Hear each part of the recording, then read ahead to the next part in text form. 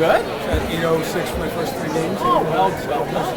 Yeah. So I tell you, I wish I could. I swear to get to level some of you guys. I wouldn't get to your level, but boy, I sure like to. I'm stuck at 299. I still want to get to. I'd like to get a couple of 300s. I'd like to get 1 800. I just, God, that is so freaking hard. yeah. Hey, it's great to see you. Yeah, we started. Yeah, you too. I'm glad you made it. All right. All right, hello everyone. We are ready to get started, so please have a seat. So welcome to this special day. It's always an honor to recognize our top bowlers. Of course, we have the Hall of Fame inductees, as well as the presence of Hall of Famers from the past as well. This year, as you know, we're also including the All-City team as we now count All-City points through the summer leagues. So this will be part of the Hall of Fame event in the years ahead. So we're excited to have everybody here. It's going to be a fantastic night. We do have one announcement of some sad news, and we'll have a moment of silence for her. Many of you knew Sharon Childroth. She was the past association manager for the Michigan State USBC. She ran all the state tournaments and had a large presence in the state, and I'm sure many of you know her. She was battling cancer and passed away yesterday. So in her honor, a well-deserved honor, let's have a moment of silence.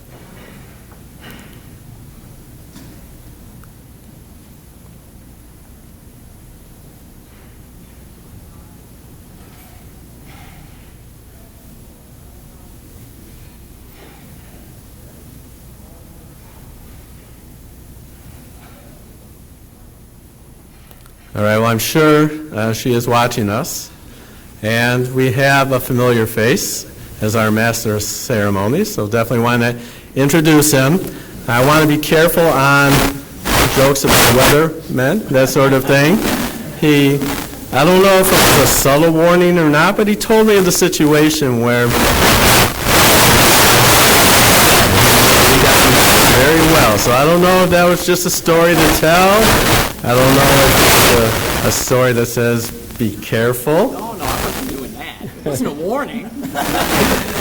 But he's actually one of the nicest people, as you all know. He's been here many years. Everyone knows he's truly, in a moment of seriousness, truly one of the nicest people you'll ever meet. He's a great media person who supports and gets the message out. So as you all know, we are welcoming our Master of Ceremonies, Paul Gross.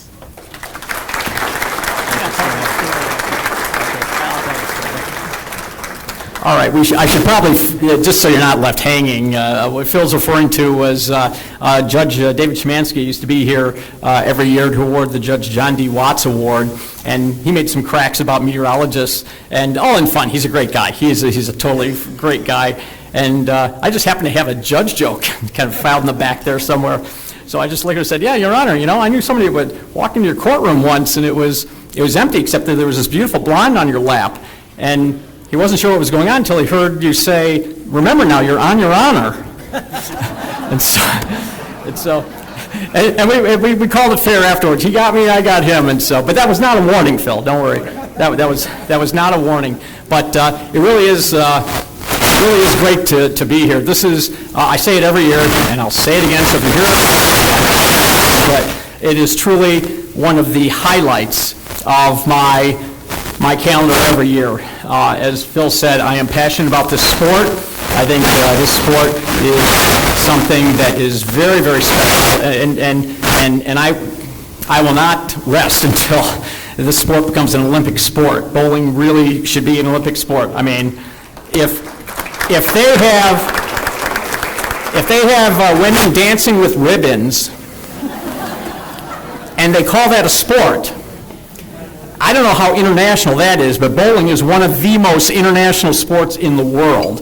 And I really feel very strongly that it should be an Olympic sport. But being such an international sport, it is a great privilege that we are the official bowling capital of the world. So this is a very special night. It's a special night for me, and it's a special night for all of our inductees and our honorees, and it's really a special night for Detroit because bowling has such a rich history in this town. So it's just, like I say, a pleasure beyond what I can describe to be here every year. In fact, I was up north last week, came back a day early. My wife understood. I mean, we came back yesterday instead of today, so I could be here tonight. I mean, she understood that this is something that we don't mess with. This is something that's real important. So I'm glad we could be here, and I'm glad to get the nice turnout that we have here. This is, one of the great things is the turnout of our Hall of Famers. So we'll go down the list of who's here. First of all, let's and we'll hold the applause to the end. We'll honor our inductees tonight. We have, and she could not be here tonight, unable to attend, Sonia Butler, Kimberly Maddie, Corey Miller, Mike Lucenti, and Ann Block for meritorious service. And then special awards will be given to George Brzezinski, Mark Martin, and Rich Glum. So how about a nice round of applause for our inductees and awardees tonight.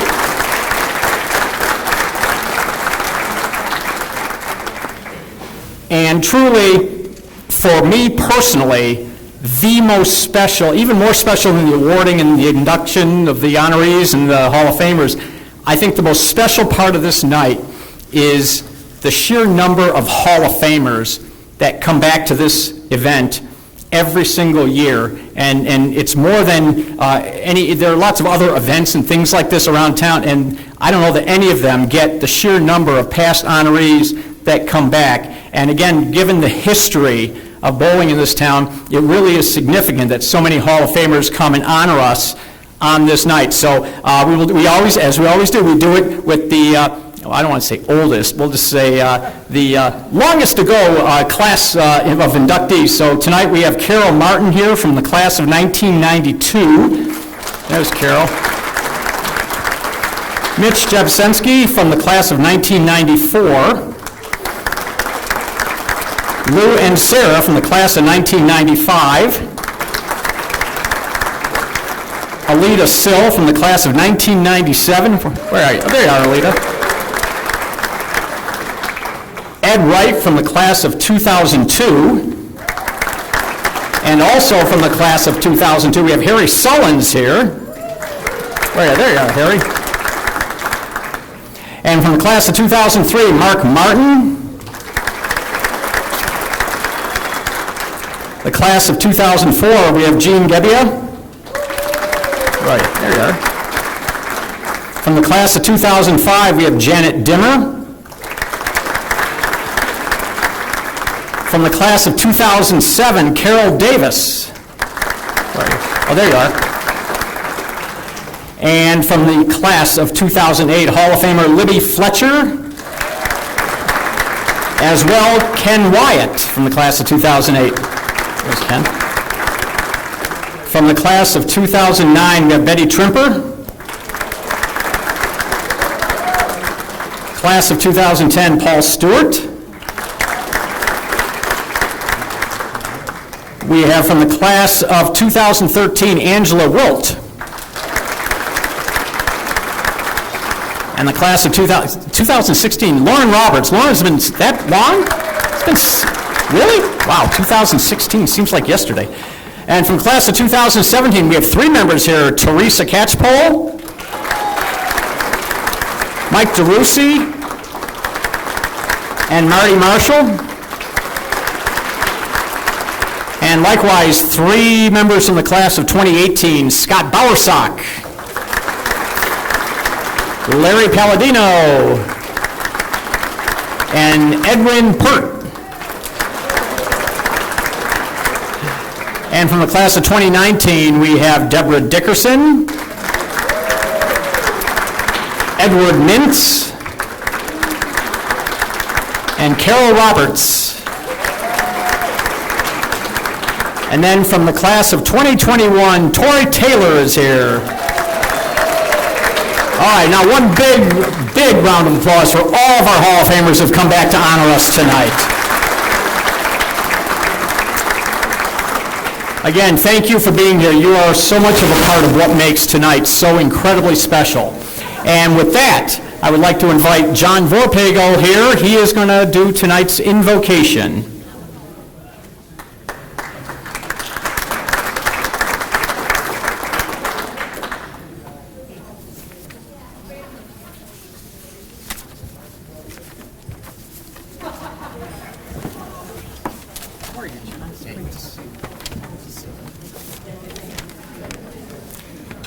So let us bow our heads, please.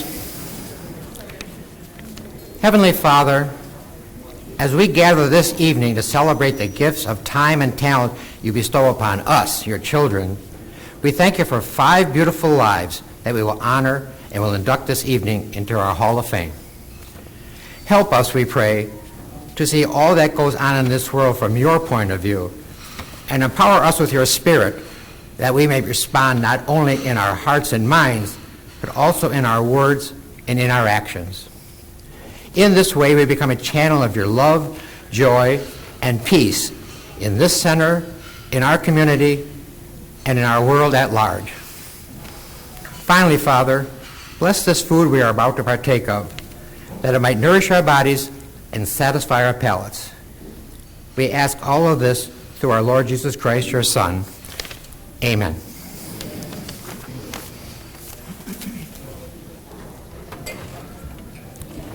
And with that, we will enjoy dinner, and we will then reconvene the program. And we'll give you some notice. After dessert, we'll give you some notice. You can either get one more drink, head to the restroom, whatever, and then we will get on with our inductions. Enjoy dinner.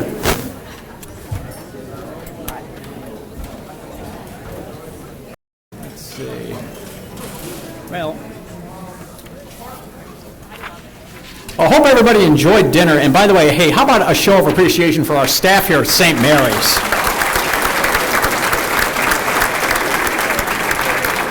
I mean, dinner was fantastic, but you servers have taken really good care of us, so thank you all very, very much. This has been a great experience thus far with you guys. All right, before we actually get to our inductees, and here comes, and no, you're fine. We're literally just getting started. Your timing is fine. We have some guests and people we'd like to recognize right now. First of all, we have 2 very, very special guests that are with us tonight. Mary DeBoer, the president of the Michigan State USBC Bowling Association, and Karen Hagan, the association manager of the Michigan State USBC Bowling Association, are both here. You guys, thank you so much for your support and all that you do. Thank you for being here tonight. This is a very special night, and it's even more special because you're here, so thank you so much.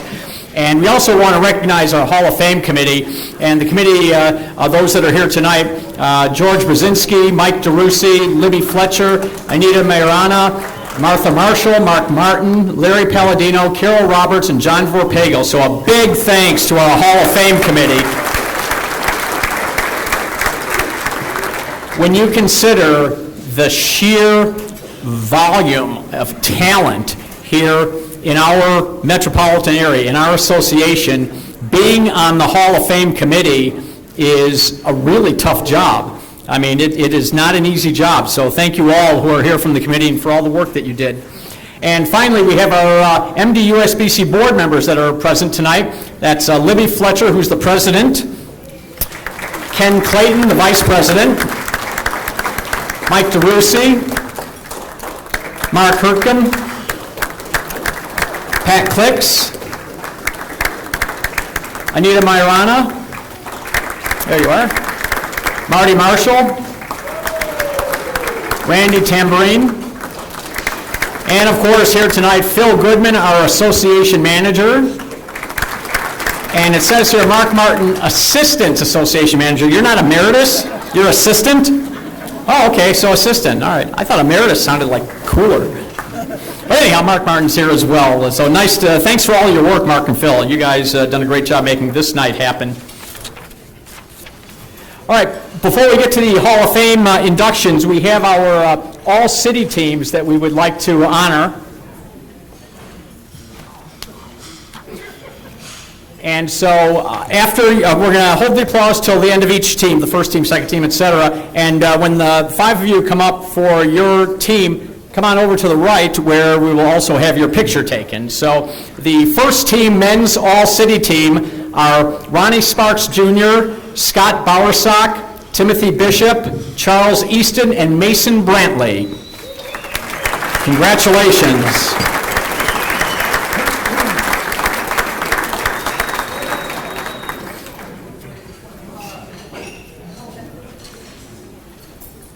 Congrats, guys. Yeah, congratulations.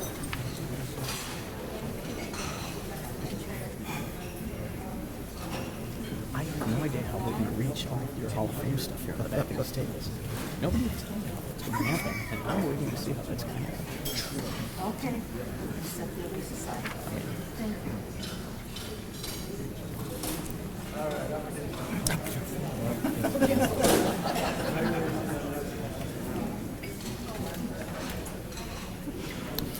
All right, and we are now going to honor our men's all-city second team, and the five are Brian Soderberg, Jeffrey Ostrang, Ronald Bradley Jr., Shane Cannell, and Jay Lang.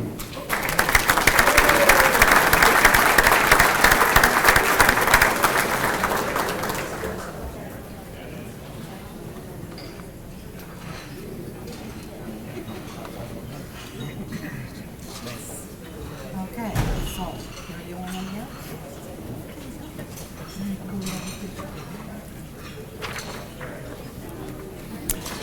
All right, time now to honor our women's all-city team. First team, Stacy Timmer, Cindy Patterson, Lesha, is it, okay, I forgot to ask about this. Is it Lesha? Lucia? Lisa? Lisa Lambert? Okay, Lisa Lambert, I apologize. I went through the list and that one didn't stand out. Julie Halstead and Angela Wilt. Sorry.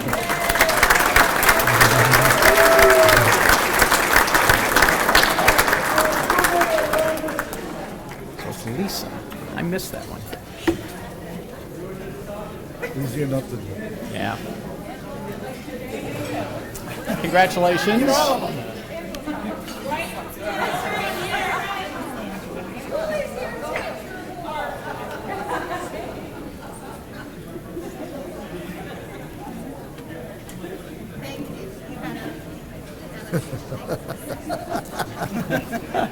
Angela. All right, our women's all-city second team, Ashley Denard, Sandra Schultz, Teresa Catchpole, Sonia Butler, Candace Bradley, and Tanisha Burris. Congratulations.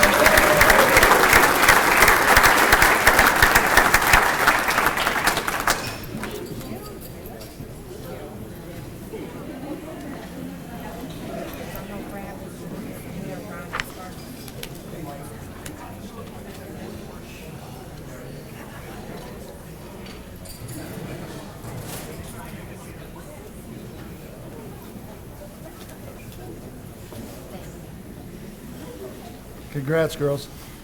Yes, congratulations.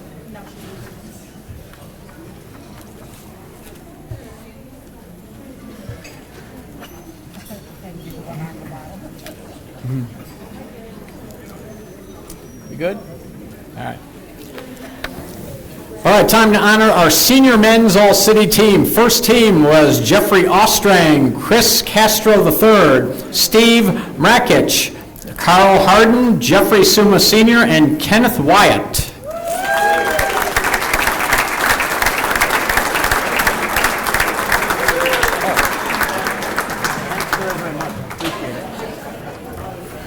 Right behind you. Nice job. I don't know why I said Kenneth. It's Ken. But I just read what's written. I've been called worse. No, yeah, me too. Well, I've been called. Listen, I've been called gross. Okay.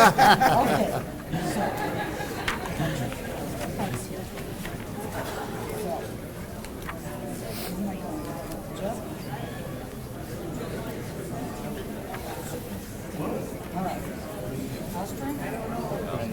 It's not here. Okay. Chris Castro. Steve?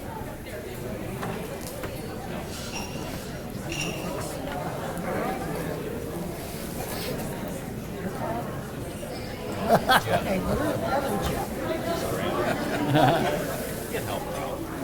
Help her out, boys. Congratulations. Nice work. All right, time to honor our senior men's all-city second team, and that is Michael Bosco, Stephen Crivy, Gerald Sikora, Patrick O'Neill, Earl Anthony, and Douglas Nicola.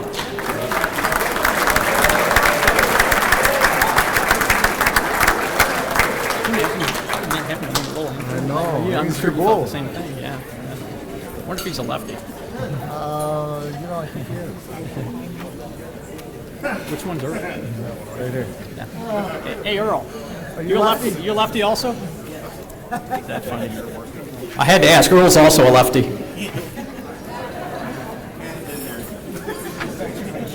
He doesn't look old enough to be a senior. Yeah, you're not old enough, though. Hey, Earl, I need to see a birth certificate. You don't look old enough. Sakura. Steve, nice bowling, brother. Congrats, guys.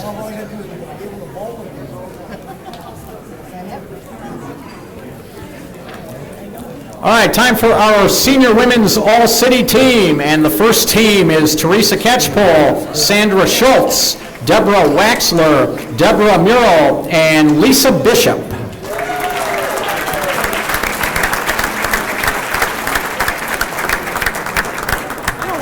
Terry? Terry, I don't know why you keep saying Teresa. It's Terry. But just like with Ken, I said Kenneth. Yeah. I'm just. It's all good. It is I'm really just reading. Kenneth. I'm just reading them. You're doing great, man. Well, just trying to.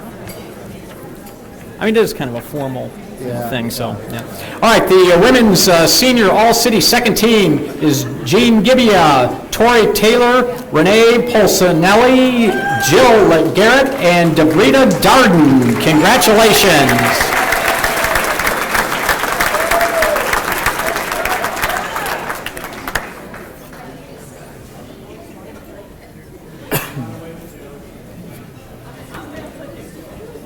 2 years, Tori. This has been a couple of good years for you here. Congratulations.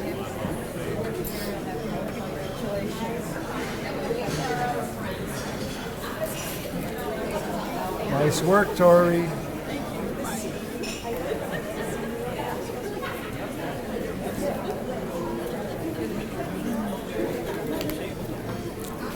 We'll let them all get their pictures taken, then we'll do the Hall of Fame inductions.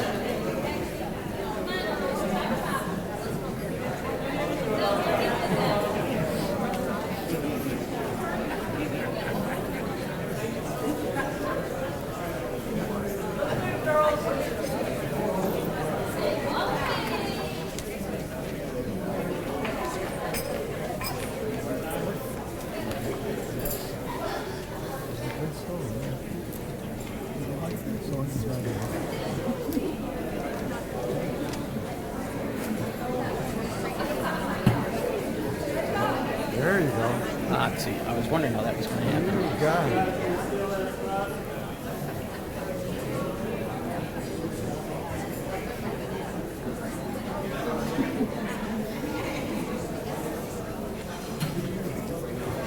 Congrats.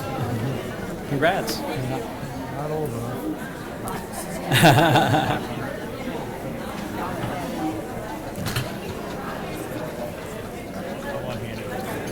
Yeah. Yeah, especially your bowling arm. I mean, you better be holding that with your non-bowling arm. All right, it is time now to induct 5 well-deserving members into the Hall of Fame of the bowling capital of the world.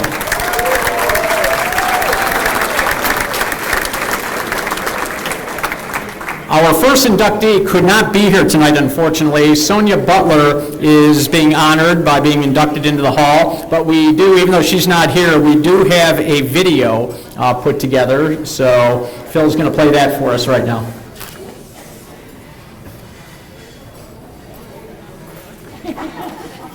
Maybe Kim gets to go twice.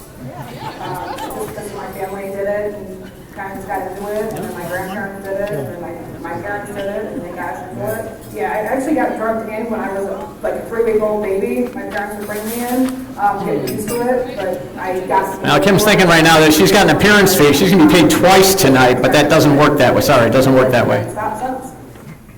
My dad made it a point to not put me in bumpers. He was going to. Yeah, that's Kim. That's our second inductee. He just burned off of it, and we taught off of it. We burned off of that, and went on from there. My very first. Yeah, we're looking for Sonia Butler. Yeah, we got that.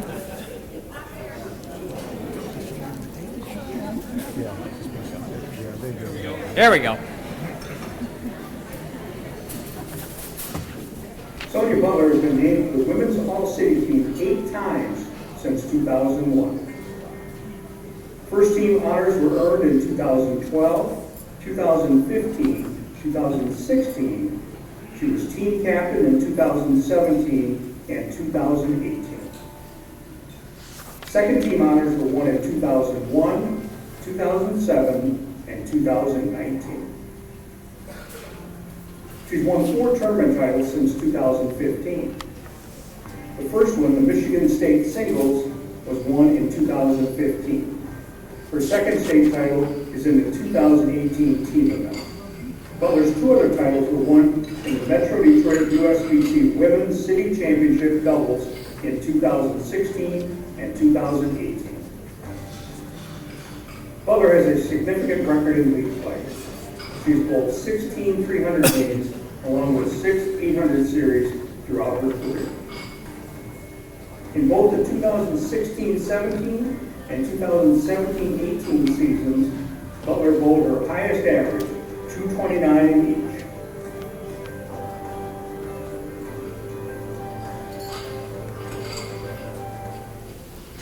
Well, congratulations to Sonia Butler, our first inductee into the Greater Detroit Hall of Fame.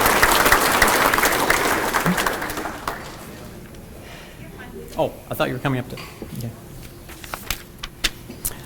All righty, our next inductee is Kimberly Maddie, and she is going to be inducted by Sue Labiak.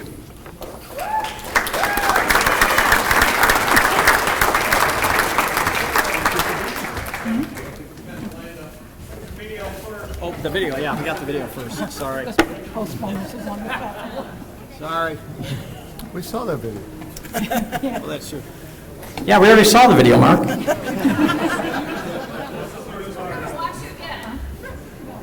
Just because of my family did it and kind of got into it, and then my grandparents did it, and then my parents did it, and they got us into it. Yeah, I actually got drugged in when I was a 3-week-old baby. My parents would bring me in, get me used to it, but I got to know more of it when I was 3, and then when I started when I was 5, and really got into it, and really just enjoyed it, and haven't stopped since.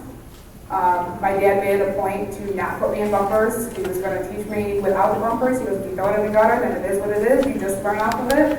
And we taught off of it, we learned off of that, and went on from there. My very first city tournament, I think it was, I was bowling in the Travel League, and Randy Tambourine had put us in the city tournament. It was at Sunnybrook, and my grandmother had just passed away a couple months prior.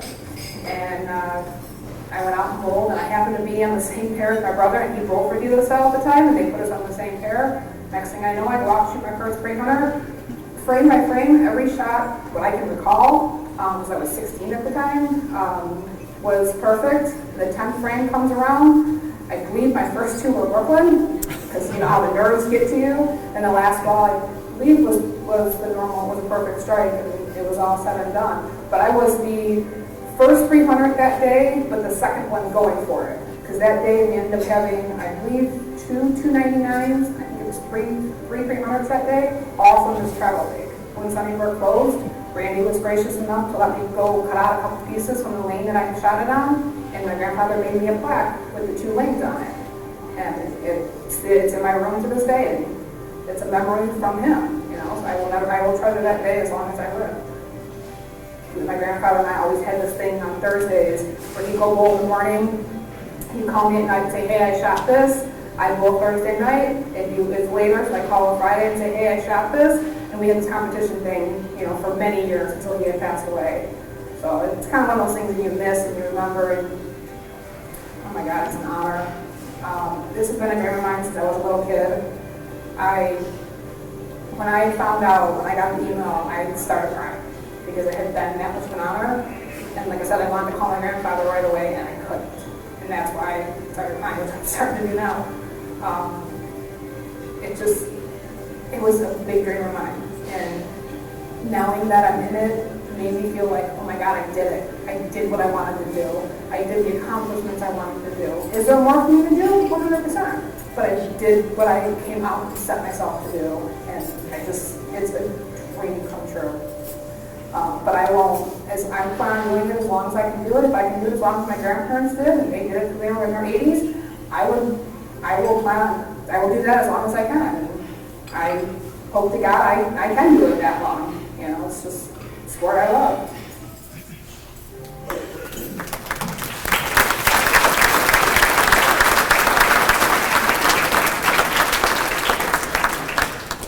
Hi, I'm Kim Maddie, 2022 Detroit Bowling Hall of Famer.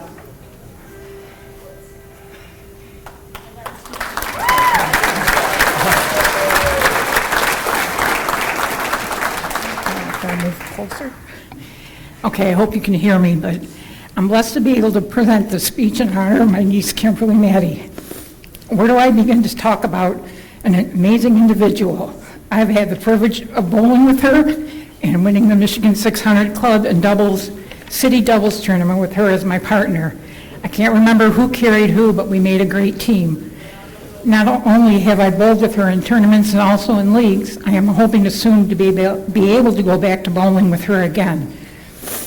Kimberly has achieved so much in her years of bowling. As you can see from her achievements, she has had numerous honor scores, including 300s and 800s, maintained averages of over 200 for many years, to name a few. The most memorable 300 was in Youth City Tournament at Sunnybrook. I was on my way to watch her bowl, but decided to visit my mother's grave site.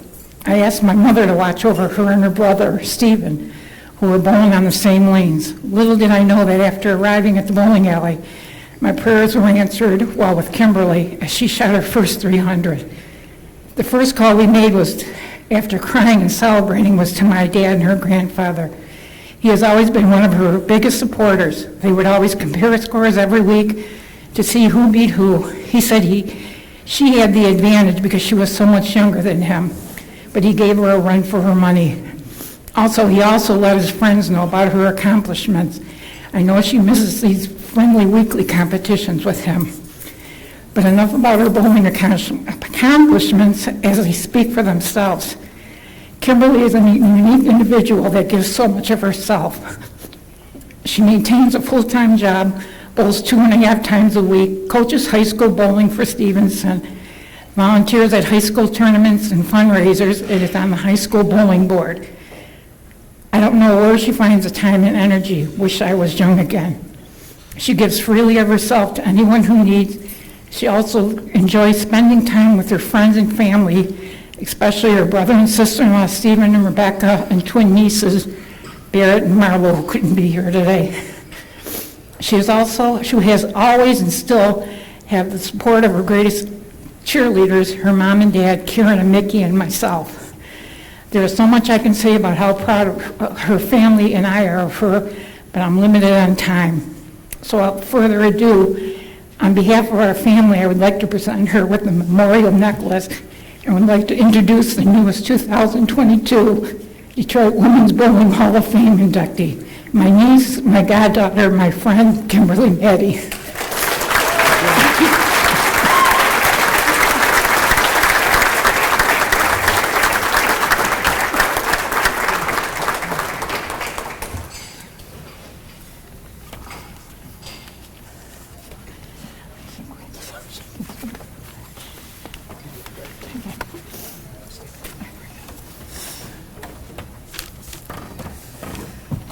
All right, bear with me. I do not like giving speeches in front of people.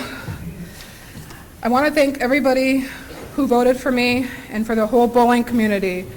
Without all of you, this wouldn't have happened. There's a few people I need to thank separately. First, I would like to thank my parents and my aunt. When I was 3 weeks old, they took me to my first bowling alley. Of course, I slept through it. But I knew then I would love bowling. At 3, when I really got to see what bowling was about, I really liked it. I was 5 years old when I started. As you saw in the video, my dad made it a point to teach me and my brother without bumpers. He said, if you throw it in the gutter, you learn from it. My parents supported me going to many tournaments as they could. Next, I would like to thank my brother. When I was 16, I threw my first 300 at Sunnybrook in the youth tournament. At that time, I was bowling in Randy Tamburine's travel league. My brother was bowling with De La Salle, and we ended up being on the same pair. That was a good thing because he calmed me down and helped me get through the 10th frame, being that I had to wait a while to finish. There was someone else going for a 300 before me. My first phone call was to my grandparents. Unfortunately, my grandmother had passed away 2 months prior, although she was with me. Steve and I will forever be grateful for you for helping me. I want to thank Nicole Edwards and Anna Del Monte. If this wasn't for them, I wouldn't have won tournaments I did. Words cannot describe how thankful I am to have the both of you in my life. Nicole, the state tournament with you and winning doubles in the cities. Those are the days I will never forget. Anna, I am so grateful to have you in my life. You are my best friend and have been there for me through thick and thin. I am grateful to have both of you in my life. Randy Tambourine, if it wasn't for your travel league, I don't know where my bowling would be. Your league showed me how to play the difficult shots and helped me become the bowler I am today. Finally, I would like to thank Tom Stockton. He couldn't be here tonight. Because of him, I got into coaching high school bowling. When I first started, I was with Utica High and then moved over to Sterling Heights Stevenson. I have been coaching Stevenson for over 10 years and now I'm on the board. This has been an experience I will never forget. These last 20 years of knowing you had been an honor. I have learned so much coaching ability from you that I still use to this day. Thank you.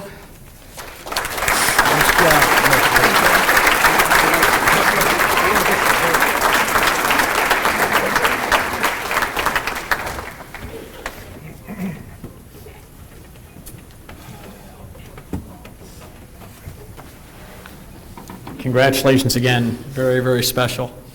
Our next inductee is going to be something that's kind of like the show Jeopardy. Now, in Jeopardy, you see, they give you an answer as a clue, and you have to come up with the question. Well, there's been a question going on around tonight. How did you average 251? I got lucky. Yeah, so we're going to probably get the answer to that. But our next inductee is Corey Miller, and we're going to have a nice video, and then we will do the formal induction.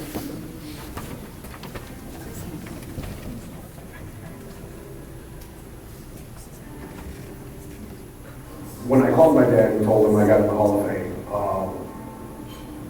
all he can keep saying is, whoever would have thought when we started you at 3, you would have gone this far and done as much as you did. It's like anything else, you still learn every day, and you still fall in love with the sport every time you bowl. Whether you bowl good or bad, you learn from it, and you still fall in love with the sport more and more.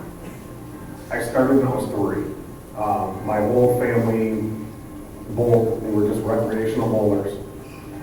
But they started me when I was 3. They took me, just basically started bowling flag, and then they put me in my first league. And just never looked back.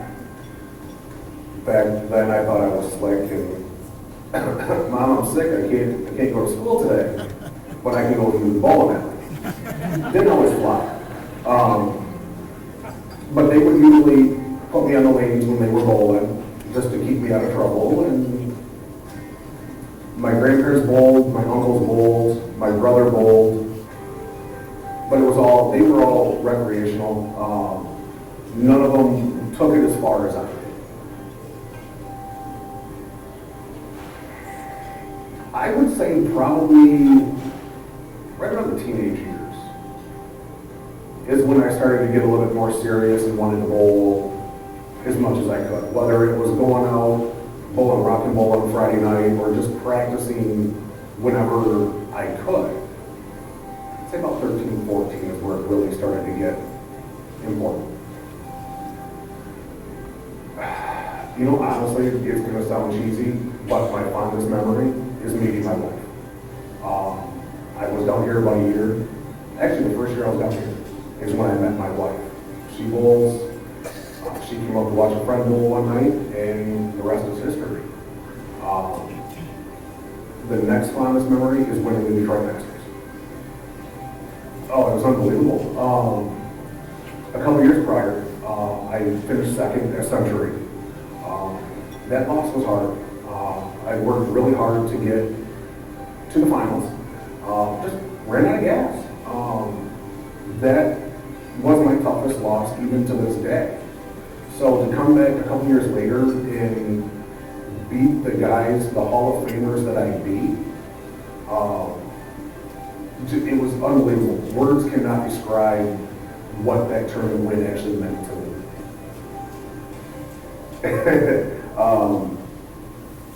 Beyond excited, never thought it would happen. I am my worst critic when it comes to the sport, and to see that people think so highly of my ability and what I've done in this sport, I can't put it into words. It's a very good feeling, and like I said, it hasn't sunk in yet. So I'm hoping before the banquet it does sink in. I don't want to cry at the banquet. I'm joking with a lot of guys that they've got 9 years until I can bowl the SSO and go out on the senior tour. That is basically what I'm going to keep bowling the Masters. I'm going to keep trying to earn all city berths, every year. I heard a rumor that the USBC Masters is coming to town. If that's the case, I will definitely be bowling that. I haven't done anything on that level since 2012. But locally wise, I'm just going to keep trying to give them as much hell as I can every time I step on the approach.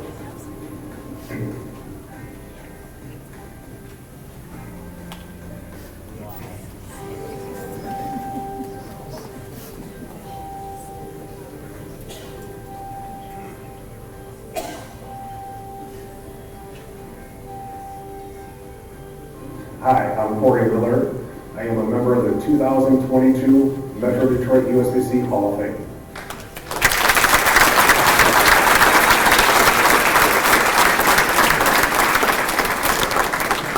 And honoring us tonight to induct Corey is Neville Kirby.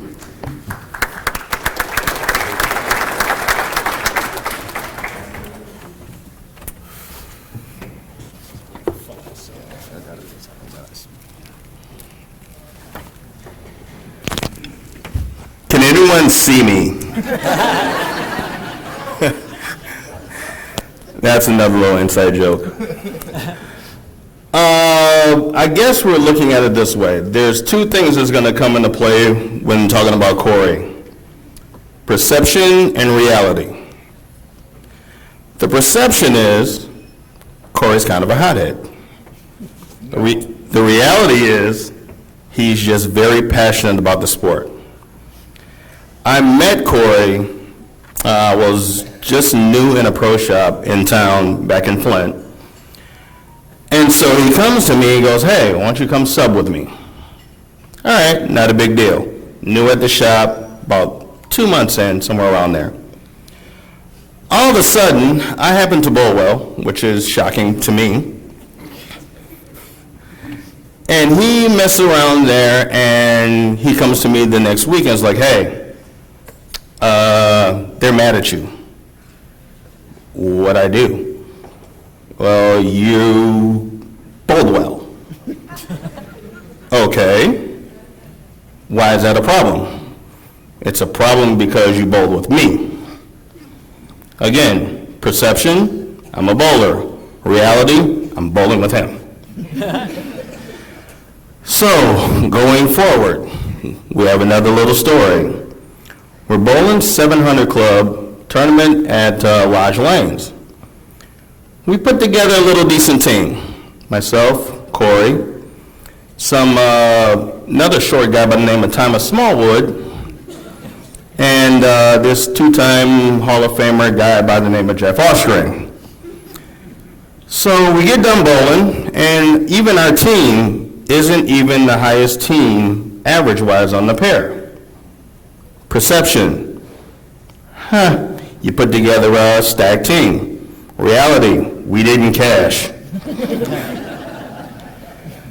So the next tournament we decided to bowl in, back in town, we had one of the directors. Now, I know there's a lot of directors in here, but this particular director decided to come and tell us we're not going to let you put that team together again. We need cash. Why are you bugging me? That came from me, not him. He's the hothead. I'm the one that got mad. Again, perception, he's a hothead. Reality, he's just a good bowler. So as we get here now, Corey is known for creating a little bit of controversy here and there. Perception, he's a hothead. Reality, he's just a very good bowler, and he loves the sport. And he's my best friend. Corey, congratulations, 2022 Detroit Hall of Famer.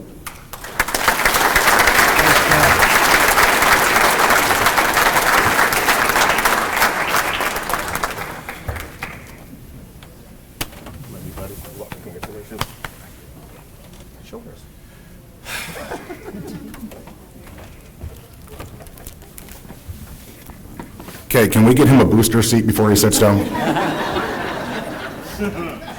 Hey, they could see me. Leave me alone. Maybe not back there, but they could see me up here. All right, I don't know how I'm going to follow that.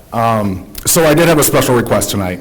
I do have somebody that would like to come up here and help me give my speech. So my 5-year-old beautiful daughter, Dakota, is going to come up and help Dad give her speech.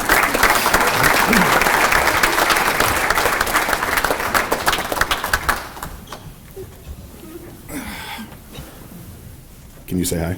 Hi. Where do I start? Definitely a fear of giving speeches. But congratulations to everybody up here. Everybody up here definitely deserved it. It is such an honor to be inducted into the Hall of Fame. Words still cannot express how I feel today. There's so many people to thank, but I'm going to keep it short today. I wrote, 6, 7 speeches, ripped them all up. Didn't like any of them. But I got to start with my parents. You know, they started me when I was young, as the video said, 3. They pushed me to keep going, never give up. Countless hours driving me around to bowl, even though I wasn't very good. Next is my family. As Kirby said, I'm a hothead. I wear my emotions on my sleeve. So I give props to my family because they deal with me whether I bowl good or bad. Usually it's bad. Other than that, what, we guessing weight now? Why are you laughing? Other than that, I've got to say thank you, to the family and friends that showed up today to support me. It really means a lot. And to Kirby, for the countless talks, especially when I call him and complain I only shot 770, and I get, striking guy problems. But no matter what, he's always there, whether it's for me to complain or when I know I'm bowling Ken White in the finals and he gives me tips and, sorry, Ken. Other than that, do you want to say anything? No? Are you scared too? Okay. All right. Thank you, everybody. This truly does mean a lot.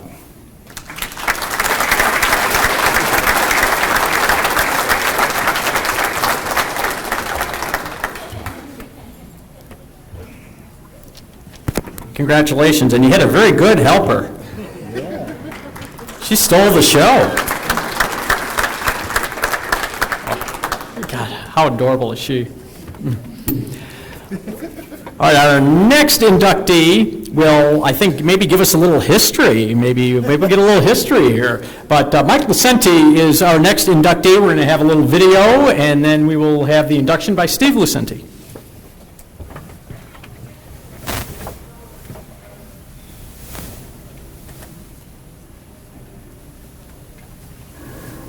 Wow, it's funny, as I think about it,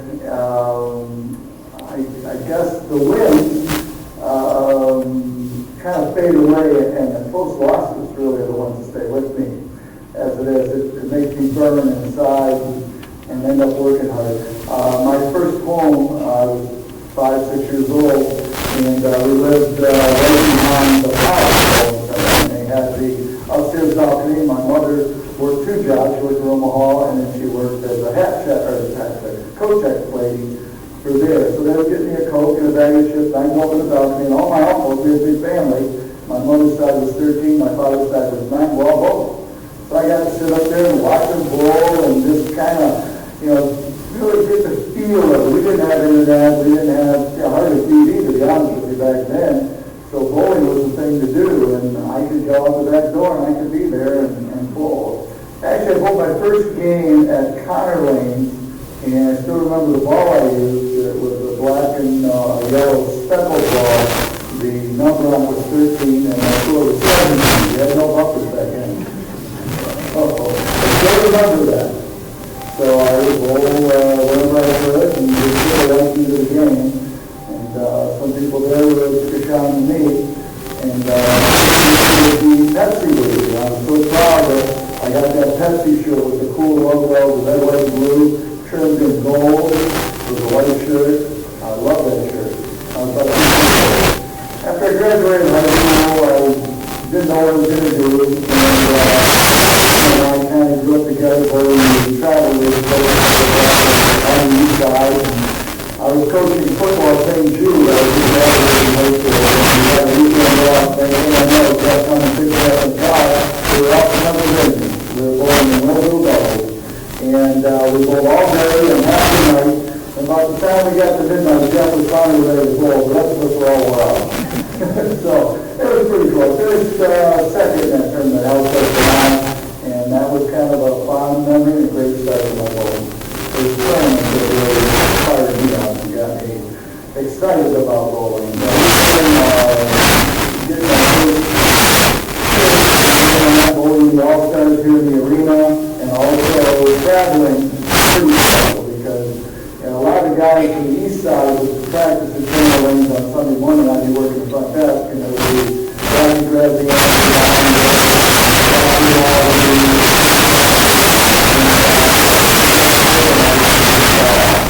so when I finally got their chance to bowl in the All-Stars, that was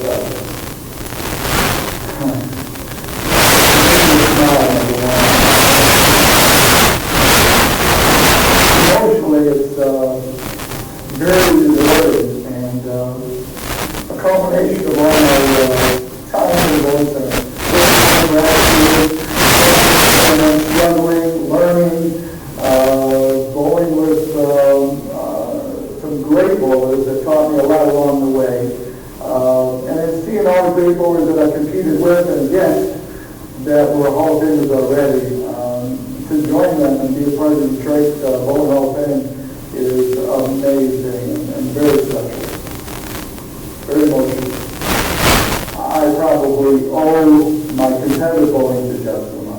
I'd like to let him know that he's always been my captain, will always be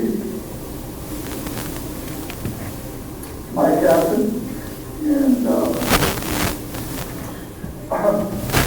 he's always believed there was a coin flipper who was good, bowl was the best. A lot of times he didn't bring my way.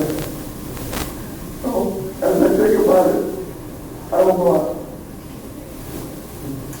I would say that it'll be maybe the epitaph of my life, and the way I look at it, because I've been involved from the beginning. Again, as a worker, as a manager, as an owner, and as a player. And being a player has always been the driving force behind all of that, to be honest with you, because I think we all grew up wanting to be a baseball player, a football player, and I played football in high school, and I did well, but I was too small and fast enough to go to college. But bowling didn't stop me. Bowling gave me an avenue where I could go out and compete with the best, and actually earn some money at it. And, when we bowled those major tournaments, and I got my share, it was pretty special. And that's the way I would look at my career.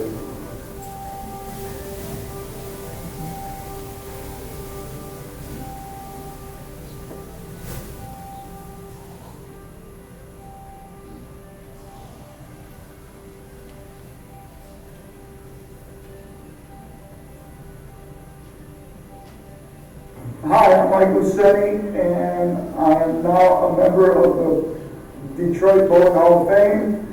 Outstanding special honor.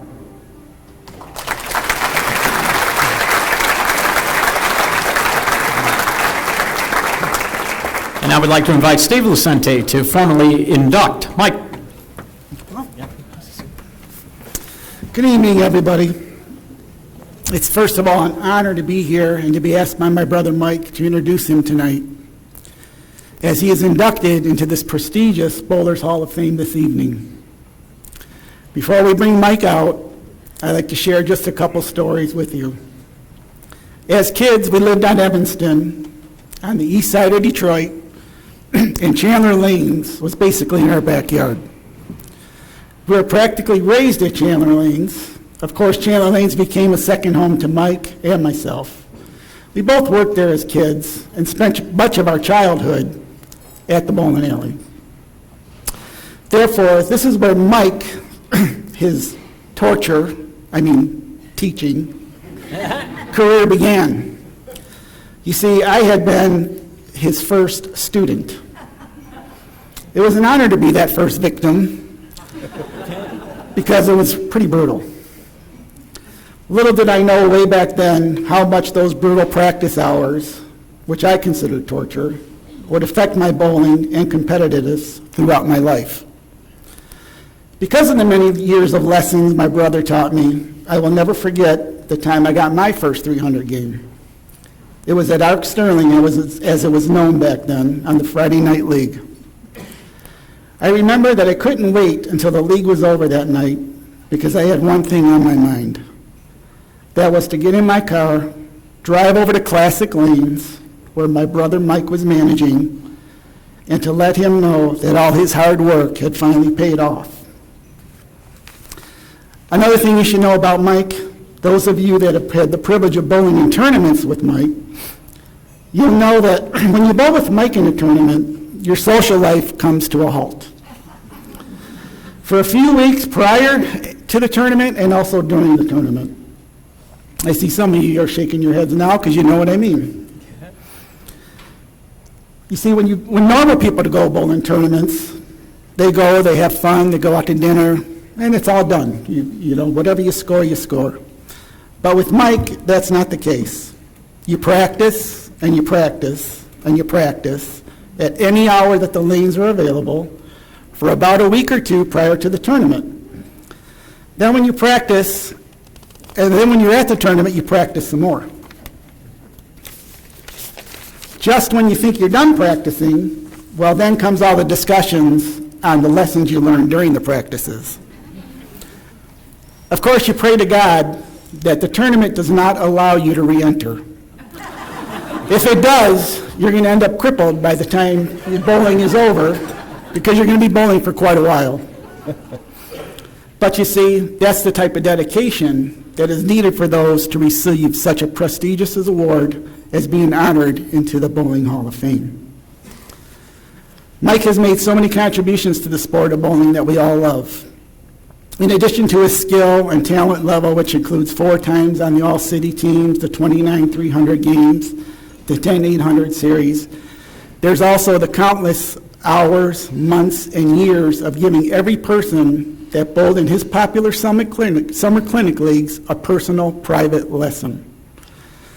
Mike continues to contribute to the sport of bowling by bowling in many charity events. His endless dedication to absorbing as much knowledge about the game of bowling, but possibly the most important contribution Mike makes is that he always takes time to teach and spend as much time as needed to help anyone who wants to improve their game.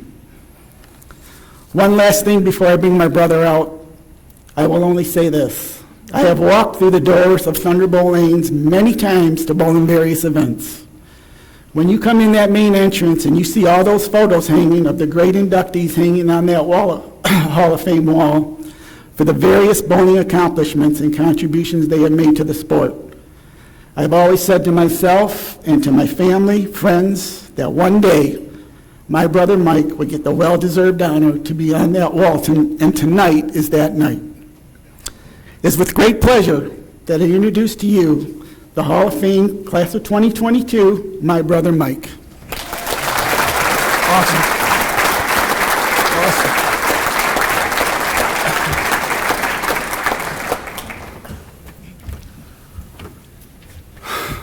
Wow. I swore I wasn't going to cry, but Steve, you did a phenomenal job, and thank you so much for that beautiful introduction. I'd like to thank all the class for the Hall of Fame this year. Sonia Butler, obviously outstanding player. Kimberly Maddie, geez, I knew you when you were very little. Sue, you bowled in my wife and Joanne and my goalpost trio, first ladies trio with uniforms and mandatory jackpots. We had a lot of fun in them days, and you could roll it too, kid. Corey, my Lord. I bowled a couple events with Corey in the men's series. For some reason, I drew his pair, and with his backswing and his power, I thought, Lord, I better get to practicing. My goodness, do you roll the ball great. Congratulations, well deserved. 251. Are you serious? 251? My goodness. Think about it. If you don't throw a strike, you're mad. Holy cow. And Block. Ann Block has given so much to the game of bowling. We worked together a little bit on a few tournaments that we hosted, and what a beautiful person and what a giving person she is. Congratulations to you. Before I get into me, I'd like to thank a few people. The Veterans Committee. I'm a veteran, I'm an old guy. Thank you so much for bestowing this honor on me. It's greatly appreciated. I think some of it's my accomplishments, and I think it's some of it the way I handle myself on the lanes. And win or lose, I'm usually very gracious. I will tell you that gracious on the outside is one thing. That burn on the inside, oh Lord, I've had some tough losses that just set me through the moon. My wife will tell you that. I'm at that bowling center the next morning before we open throwing balls. That's the only way I could get rid of that tough loss. Mr. Lancero, the Godfather, thank you so much for what you do for all of us. You have meant so much to bowling, especially us senior bowlers. You know, every month I get to compete in the SSO, and that SSO is loaded with Hall of Famers and talent. How in the world Gerald Johnson's beat us for 25 titles? My God, what a player that man is, and a gentleman. By the way, my first call when the word went out was Gerald Johnson called me personally to congratulate me. And I thought, wow, he went the extra mile. What a gentleman and what a champion he is. No question about it. Mark Martin, thank you for all your hard work. I worked with two association directors. There was Tom McKay, who I thought was the best, and I still think he's a little better than you, Mark. But I do like you. And I've enjoyed working with you, and thank you for all you do for bowling. Some of the champions in this room that I bowled with and competed against: Mitch Jabzinski, Prince of Detroit Bowling, King of Bowling for so many times. Mitch, you are a tremendous competitor. You beat me so much, I feel like a drum. But you were part of the motivation when we joined the All-Stars. You and Bob Goyke, who's a tremendous player. You guys had Murdoch Machine. And Jeff and I had our work cut out to beat you guys. We finally did once or twice, but we had to bring Maz on board, and Tulak and Walker. These guys are all great players. Kenny Wyatt. Kenny, thank you so much. You're another great champion that I've had to compete against for many years, and Lord knows you can roll that ball. How you do it sometimes on the outside when they're crispy, I don't know. I did find out a rumor, though. Believe it or not, this is funny how you're around in life. You guys thought you were going to get out of here early, right?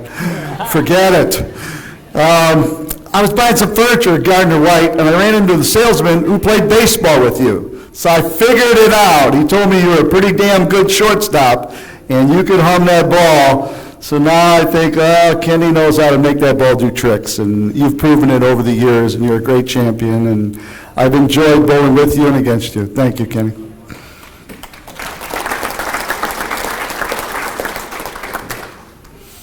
Jeff Suma, I said I wasn't going to cry, so I'm working on that one.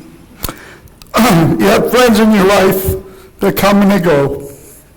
Jeff and I have been together in one way, shape, or form for as long as I can remember. As I said in the film, you've always believed in me. You've given me a leg up at times when I really needed it. There were times we were bowling tournaments and I couldn't afford to go. You got your cousin, Bob Binkowski, who owned a machine shop to sponsor me, and off we went. You dragged me all over the country. Thank you, because I couldn't have had a better experience. I couldn't have had a better friend, and we made a lot of money together. We won a lot of championships. One of them that is particularly satisfying to me is the Dick Rao doubles. We won at scratch. You're going to laugh at this one. I was not a very good gutter player because I always curved the ball, hooked the ball. So I practiced and practiced, as my brother would say, playing the gutter. And the first time I practiced it, I must have threw 300 balls in the right gutter, and the next 300 balls to the left of the Brooklyn. I could not get the idea of playing the gutter.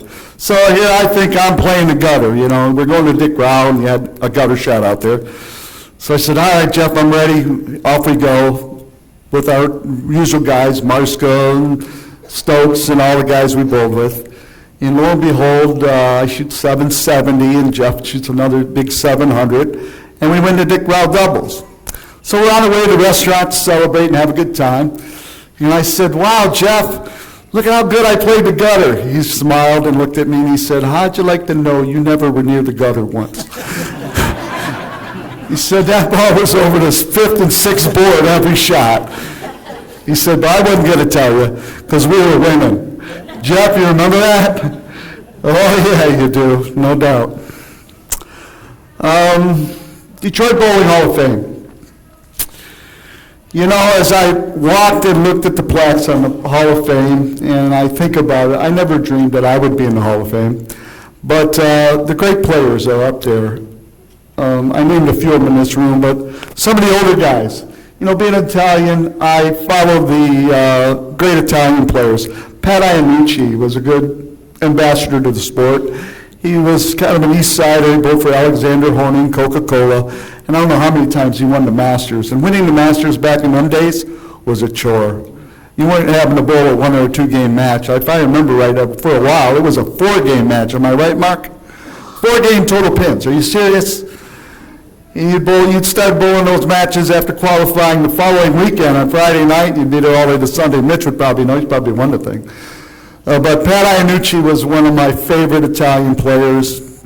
Fred Vitale, both for Strohs. Freddie was as smooth as can be, man. Freddie could hum that ball.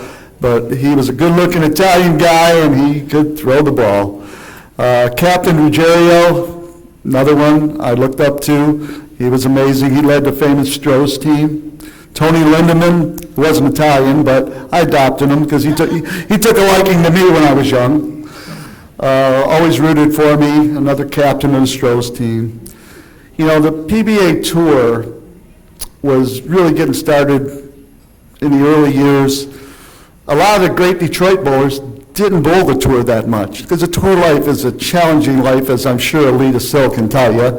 First young lady to win $1 million in bowling. Am I right, Alita? Awesome kid. Awesome. You've been an idol of mine. I loved watching you bowl on TV. That left-handed roll you had, my Lord, you were beating them all up. But the tour life is a tough life. Jeff and I talked about it many, many times. And in our young years, there were so many tournaments to bowl. So many that you could win money at, 20, 25,000, 100,000. We won one of those, by the way. I'll get to that shortly. So a lot of Detroit bowlers didn't bowl the tour. They were good enough, believe me. And this Detroit Hall of Fame has some awesome talented bowlers, obviously, that didn't bowl the tour. Because they had a life. You know, they could bowl these tournaments, go away for a weekend or a week or two and be home with the family and still be able to have a job and pay the bills and have medical insurance and all the stuff that was needed. You went on the tour, you had none of that unless you were very fortunate to be sponsored by a special company or two. So when you went out there, brother, there was some hard sledding, plus you're away from home, away from your family. So the Detroit Bowlers being here in the capital of bowling, Detroit, didn't need to be out there. They made money. Stroh's did exhibitions. They got paid salaries, if I remember right, because they were on that team. It was cutthroat for sure. They did exhibitions and won the many tournaments that they entered, especially the ABCs back then. It's USBC today. Those guys are all over those boards, man. So there's no need to be on the tour. That's what I'm talking about when I think of the great champions here in Detroit. So for me to be part of that is unbelievable and a very special honor. And I would like to ask you to give me a hell yeah for Detroit Bowling Hall of Fame. Come on! Believe me, awesome. So, my story, here we go. Mark Martin asked me, he said, Mike, what was your signature event? And at the time, I really couldn't think of one in particular. And as these months have gone by since I've done the interview, I did think about it a great deal. And I would have to say the national team title that we won in Las Vegas at the old Showboat Hotel back in 1981. Why was that so special? It wasn't just 100,000. It wasn't the fact that it was in Las Vegas, totally. But it was the fact that at the celebration dinner at an Italian joint in the east side of Detroit, my cousin Jane with her best friend Pat happened to be in the restaurant and joined us for dinner. And my wife Pat and I have been together over 40 years.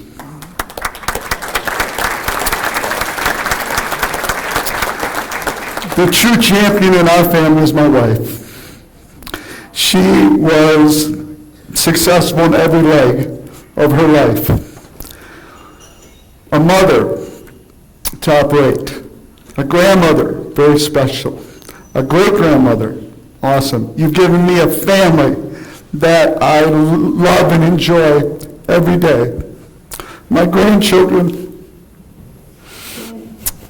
mean the world to me. My time with the grandchildren is incredible. Sean, my oldest, bowled for De La Salle. He bowled with Dolores' son and Jerry Pence's son. And at the time, they set the team high series record with over 3,700. And we had a great celebration back then. De La Salle and Sean and his team were awesome to watch. My grandson, Michael, the middle one. Michael is taken after me in bowling. He's had several 300s and 800s. Last year on Thursday nights, he subbed, shot another 300, sat down next to me, and I said, Michael, you're better than me now. He said, after a pause, he said, Grandpa, you taught me. I said, yes, I did. Yes, I did, Michael, and I enjoy watching you bowl every day. Marissa, She got me good. Marissa was high school track and volleyball. She can't stand more than 5 feet. You can imagine her playing volleyball, but Marissa's a leader and a scrapper. And her coach, to this day, Marissa will be watching this video, I still say your coach was a knucklehead. He didn't understand the value that you gave that team in leadership and heart and desire. But my bowling story with Marissa was when my wife's aunt and uncle couldn't do the family Christmas parties anymore, my wife took up the mantle, and we did the Christmas parties at our restaurant and bowling center in St. Clair Shores. And we would do all the family things at Christmas, you know, Santa Claus, gifts for the kids, and we'd sing a few Christmas carols, and we inevitably end up on the bowling side. Her brothers were bowling, and I was betting them along the way if they got a strike or a spare, or made a split, you know, $2, $5, $10. Marissa was sitting next to me at the table, and I was bound and determined to get Marissa to bowl. I said, come on, Marissa, why don't you bowl? Nah, Grandpa, I'm good. Come on, Marissa, why don't you bowl? No, I'm good. I said, Marissa, here's $100. I took $100 out of my wallet, I stuck it on the table next to her, and I said, Marissa, if you throw a strike, that $100 is yours. Off she went, house shoes, house ball. Her second shot was a strike. She smiled, took the $100, put it in her pocket, sat next to me at the table. Incredible, this young girl. Michael and Susan, your children, Elena and William, are so close to me, it's unbelievable. Michael, you have taught William how to hunt, how to fish. He's excellent at it. He loves it. He loves his time with you, and he's very good at it. William and I, we have a thing for cars, and Ed Pert, you would understand that, because Eddie and I talk cars a lot of times anyway. But William Bowling, William, when he was young, was so flexible. He was like double jointed. So he tried to bowl, and the ball went everywhere. And I went, oh, Lord, what am I going to do with this kid? So he's throwing it everywhere. Finally, he picks it up, and he tries a two-hand, and I went, you're going to be the next two-hander in the family. Well, he threw it pretty good two-handed, but he really doesn't bowl that much. And Elena and I have the connection through sports in high school, and this poor girl, I have to tell you this, I know it's a long day, but I got to tell Elena this too. Her mother was a tennis player and played tournaments, Susan, and they took tennis lessons, William and Elena, and I thought, wow, tennis, that's good, maybe she'll get a scholarship and play tennis, you know. Next thing I know, she's in high school, she says, Grandpa, I'm playing lacrosse. I went, what? Lacrosse? Holy cow, where'd that come from? You know what? She got damn good at it. She was the athlete in the family for sure. She got moved up, she played freshman. In sophomore year, she got moved to varsity. Junior year, she got named captain, and she was captain in her senior year, of course. This poor girl, her junior year was COVID, so they kept canceling every game. Broke her heart. She worked hard still, kept going for lessons and working on her game. Her senior year, she plays an innocent game of powder puff football. You know, all the high schools do it to girls. She runs into another girl and damages her knee, and she's out with surgery. So she fulfilled her captain's duties and showed up every game and every practice and helped her girls go along the way. And she got an all-state honorable mention for her hard work as captain. Amazing, amazing girl. Anyway, that's kind of my family end of it. Let's talk about that tournament again. At that dinner, and I told you it was interesting because there was 5 of us that went to this tournament, and actually I was number 6. I was supposed to be out. Jeff had told me, and you know me, emotional, I started to cry, of course, that Ronnie Odell, my buddy, was going to go because Ronnie was a steadier player than me. Ronnie could shoot 640, 650 any time of the day. He might never shoot 700, but he could shoot 640, 650. Well, as it turned out, Ronnie had kidney stones and couldn't go. So guess who got to go? It was me. We were bowling the tournament. It was a 2-day event, and the first day we were battling a team out of Oklahoma. We had a small lead, I believe, Jeff. I'm not 100% sure, but as the story goes. That morning, I got up in Las Vegas, and I had this calm come over me at breakfast. And I'd been struggling, as usual, in the first 3 games of the tournament. I wasn't bowling that well. And I just felt like we were going to win. I just had that feeling.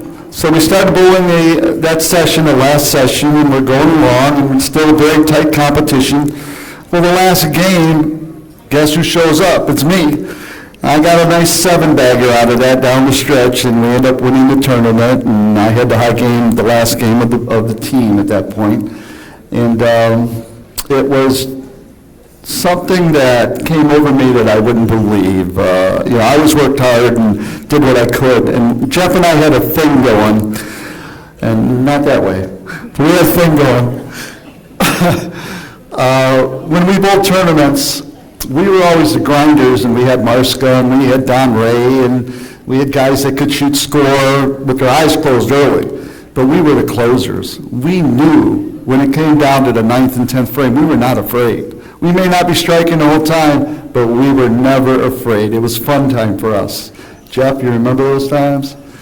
We were never afraid, and a lot of times we would carry the load down the stretch, wouldn't we? Yeah. Well, I'll end my stories at this point. I do want to thank the Veterans Committee once again and all my friends that came out here and family that have taken my clinics and been with me. We're all champions now. A lot of you have won tournaments, right, Cheryl? You're in your group. Some of the others. Zoanne is my doubles partner. We won the Michigan State mixed doubles 2 years, scratch and handicap. And Dale Miller, Jesus, Dale Miller, you amaze me. He came to me for lessons way back when, this is early 80s. He threw a backup ball and averaged 146. And I said, oh, I don't want to teach this guy. I do not want to teach this guy. So finally I relented and taught him. You know what, Dale? He's got several 300s. He is a Hamtramck singles champion. And on that story, I do have to tell you this one. He was born Friday night squad, and he bowled okay. It was probably midnight when they were finished. I dragged him because I knew he was bowling the next day on Saturday, another squad. I said, we're going to the pro shop. So it's about 1:30 in the morning. I got his ball drilled for him, and he ran through a couple times to make sure it come off his hand. And the next day, I'll be damned if he didn't win the tournament. You're one of 70 champions in that tournament, Dale. Think about that, and the thousands of entries for that tournament. Many thousands. Anyway, thank you so much. Thank you for your patience and understanding with my family talks. My wife, love you to death. Valedictorian in your nursing class. Outstanding, profitable jewelry business. And you were the one that rallied the family and friends to build our company, Champion Promotions, and end up with 4 bowling centers and a Hamtramck singles. Love you, dear.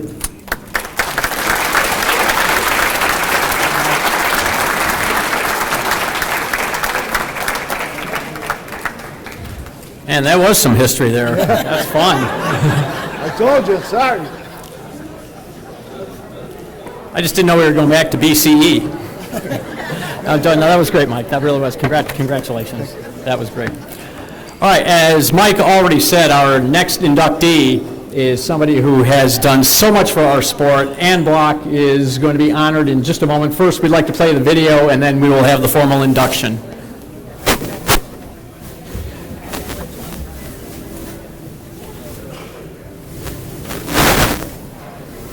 Ann Block is being honored for her meritorious service to the sport of bowling. She has dedicated over 20 years of service to the bowlers of Metro Detroit and Michigan State USBC Association. In addition, she's bowled over 35 years in national, state, and city tournaments. Her extensive record of service includes significant roles as a director, officer, committee member, bowling writer, and leader of many bowling clubs, including these. Block's current roles include first vice president of the Michigan State USBC, chair of the Michigan State USBC Finance and Hall of Fame Committee. She's also been a director and served on the following Metro Detroit USBC committees: chairman of the Youth Committee, Bowl for the Cure, Publicity, Awards, and has been a delegate to many national conventions. 1997-98 Greater Detroit YABA Coach of the Year, 2005 Howard McCollum Memorial Award, 2006 Detroit Women's Bowling Association Woman of the Year, and the 2014 Thomas McKay Award.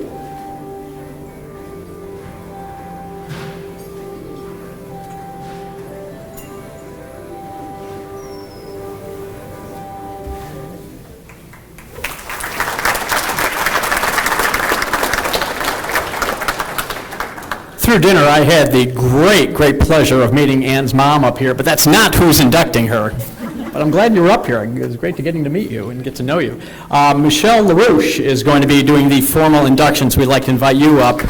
So thank you for being here tonight and honoring us by inducting Ann.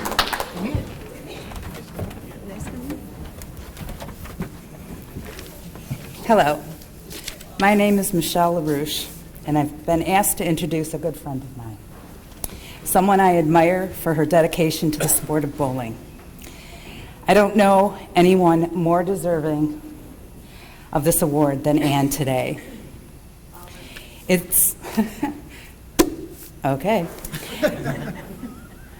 Today is a very long time in coming, and I am honored to be here to tell you about my dear friend.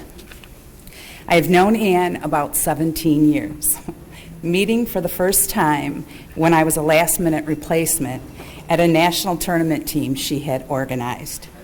Not only did she ask me back, but she introduced me to many other tournaments. Over the years, Ann has gotten myself and many others here today to get involved, not as just bowlers, but to be in the other moving parts of this bowling association. She would ask us to coach, sell 50-50, man a check-in table, make centerpieces for a banquet, or get on bowling boards, to name a few. We all gladly have done these things because, one, she hasn't asked us to do anything she wouldn't do herself, and two, it made us part of the bigger picture. She knows to grow and keep growing this community, we all need to come together and have a hand in. To those who know Ann, she gives 110 for the people and things she loves and cares about.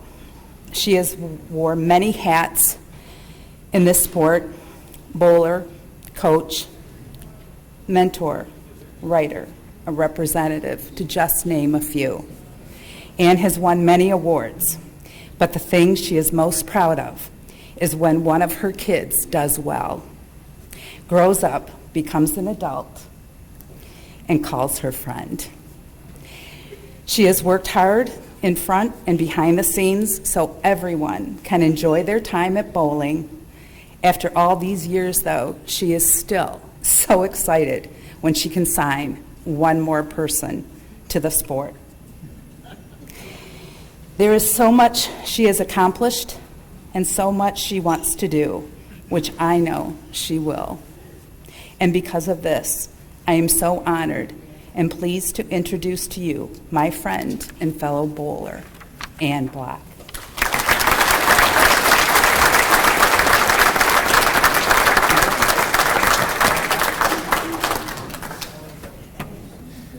Thank you, Michelle. That was beautifully.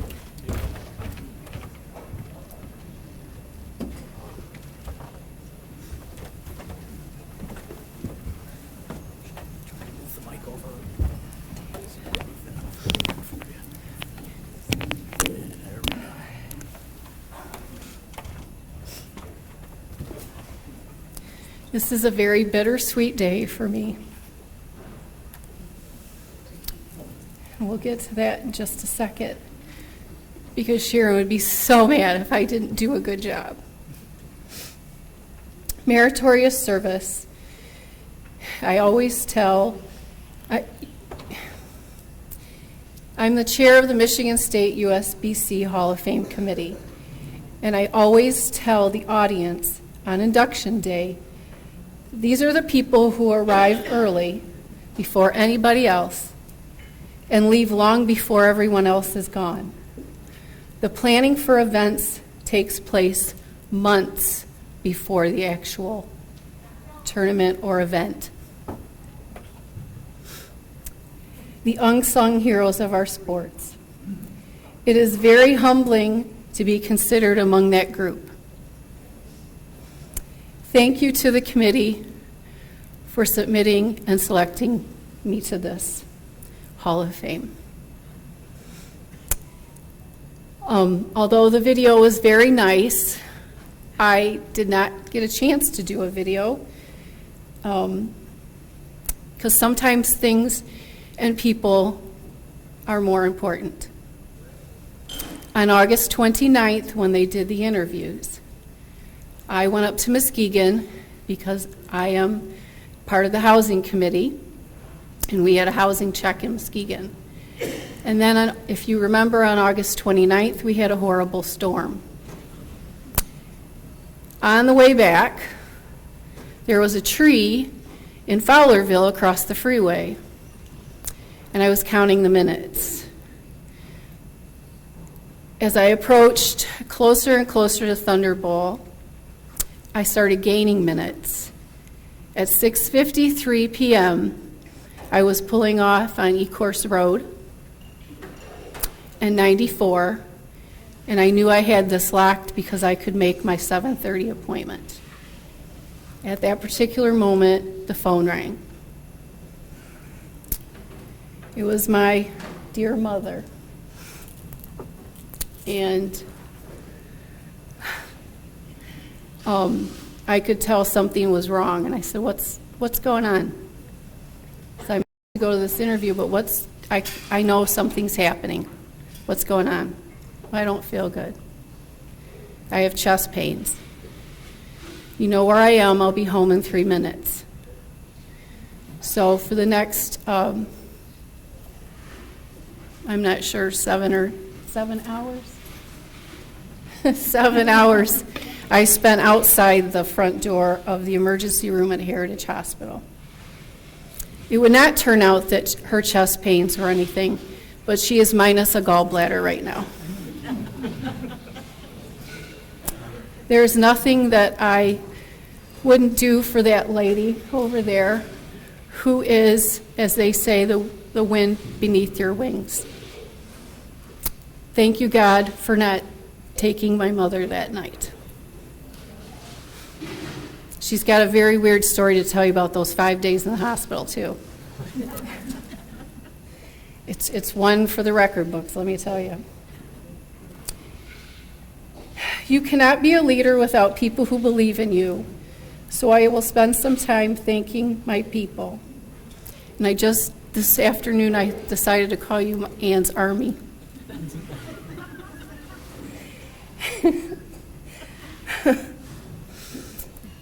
I will start with the ones that are here. Thank you, Michelle, for that introduction. I can't believe we've known each other for 17 years. Thank you to John and Debbie for always being there when I ask you to check in. John does jackpots for the 600 Club for a beer. Sherry is my teammate. She hails from Rochester, New York. She's a transplant. She was here when I got the Tom McKay Award with her dear late husband, Roy. We miss him. But she's here now. She has a new man in her life, and she's very happy. Thank you, Matt, for coming here, because I know you didn't know what you were getting into. I'd like to thank Sarah and Brittany, my dear friends from the clerk's office. I don't work there anymore, but I now have a Pandora bracelet to remind me of this night, and I appreciate so much that you came here. A few years ago, because I act so much about bowling, Sarah started a bowling league with her friends. And they had to have bowling shirts, and you had to have bowling names, right? Team names? Yeah. So I do rub off on some folks. Can't get Brittany to do it. She will not put her fingers in dirty bowling balls. But if you want someone to plan an event, look no further than Britt. Paula, will you stand up? Julie got sick and she couldn't be here, but Paula is an example, a shining example of one of my kids that grew up to be something very special. I thank you very much for being here. She wasn't in last year's youth tournament, though, guys. Mary and Karen, thank you for being here.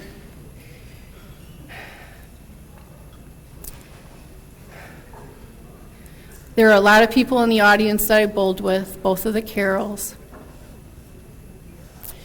And a leader is Bicky, what I know you as. I'd like to thank my first ever bowling coach, Barb McKay, who took a little girl who didn't know what she was doing, who just sat on her daddy's knee, and she said, you know, I teach a newbie coach, or a newbie bowling clinic on Fridays before Saturday bowling. I think maybe she could benefit from it. And I think because I had a 146 series, that, yeah, I could benefit from it. I thank Bev Schiff for having the confidence in me to turn over the bowling leagues at Score Lanes, where I spent 25 wonderful years with my children. Melinda Hilton isn't here, and Julie Hilton couldn't make it. She got sick. But I'd like to say thank you to her as well. Randy Ryfield couldn't be here today because there were a lot of things that happened between here and August. He fell down and broke his neck, but he texts me every day, T5 and counting. He's up in Muskegon, and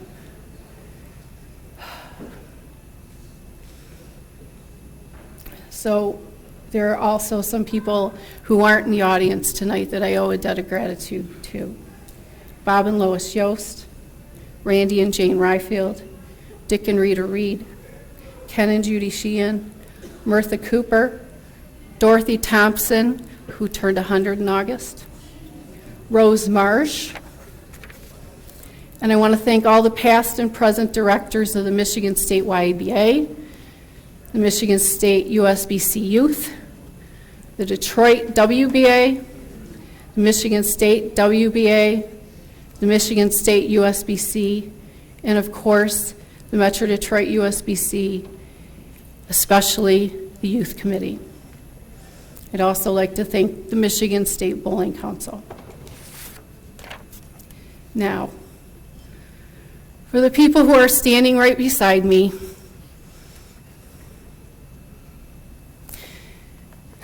I wouldn't be who I am unless I had the parents that I had. You met my mom, and she's a delight. Everybody loves her. They say, is your mom coming too? How's your mom? I'm doing fine. My mom's okay. But a lot of you didn't get a chance to meet my dad.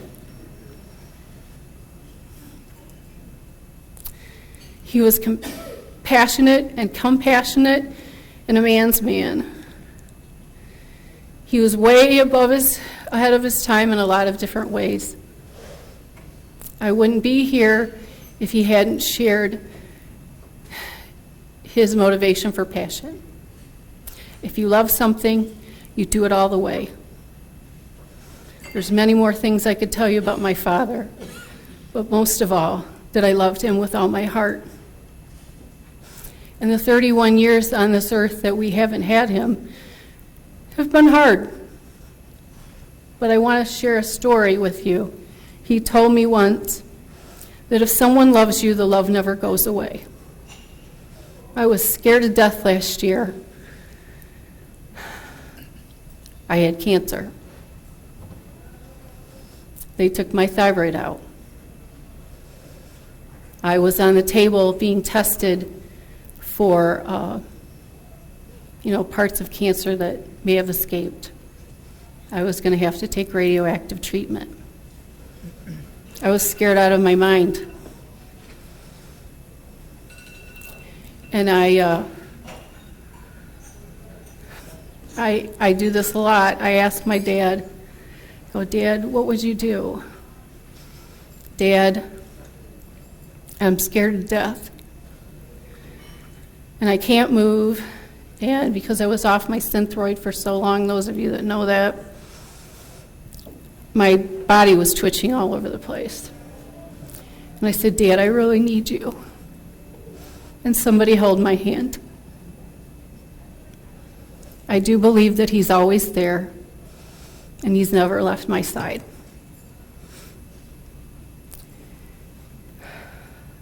Now, in August of 2019, we lost dear Roger Shoroth. He went very quickly. To know Roger was to love Roger. And he was the epitome of youth bowling in the state of Michigan. He never had a bad word for anybody.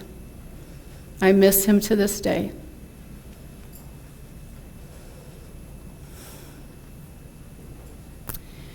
And yesterday we lost my doubles partner from Nationals, my friend. The reason that I wanted to do what I do, the person I told to go to bed at 2:30 in the morning when she texted me, what are you still doing up? We lost a giant. But I know she's watching. And I know she's with Roger. And maybe she got to meet my dad. And I'm just, she told me once I was more than her friend. She thought of me as a sister. So I am mourning my sister. Tomorrow morning, Mary and Karen and I have a meeting for housing at 6 Mile and 275 at the Marriott. Life will go on. And Sharon would kick me in the butt if it didn't. So we'll put on our big girl panties and we'll march down and we'll do it. Thank you, Sharon, for being who you were, who you are. And I remember that love never goes away. I'd like to congratulate all the inductees and award winners tonight. And I'd like to end with, Paula, you'll appreciate this. Good luck and good bowling.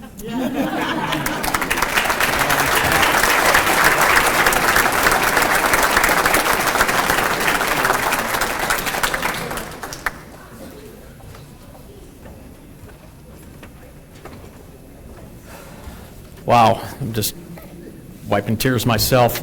And by the way, when you were mentioning bowling team names, I just have to tell you, last year, bowled in the mixed doubles tournament, the four of us had to have, we had to come up with a team name. We decided, and you can use this if you want. Feel free to steal it from me. I do have to say one more thing. Oh, go ahead. Go ahead. I'll tell you in a minute. My Uncle Gary's right there.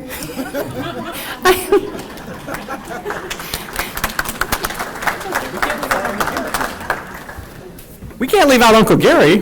I'm glad you could be here tonight. So if you want a good team name, we came up with, I can't believe it's not Gutter. Just, wanted to throw that in, but you just reminded me of that when you commented. All right, we have some special, well, first of all, a big round of applause to all of our Hall of Fame inductees tonight, first of all. Very, very well deserved, very well deserved. All right, we have some special awards that we would like to give out tonight. The first is the Thomas W.K. Award, and that is for a lifetime of service to the sport of bowling. This year's honoree is George Brzezinski, and Libby Fletcher will be here to present the award this year.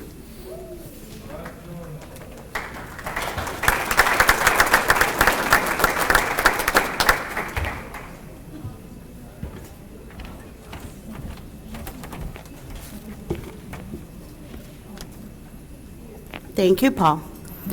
Okay, everybody say, hello, George. Hello, George. That's how we greet George Brzezinski. Okay, the Thomas McKay Award. Tom McKay was the president of the American Bowling Congress in the 1992-93 season.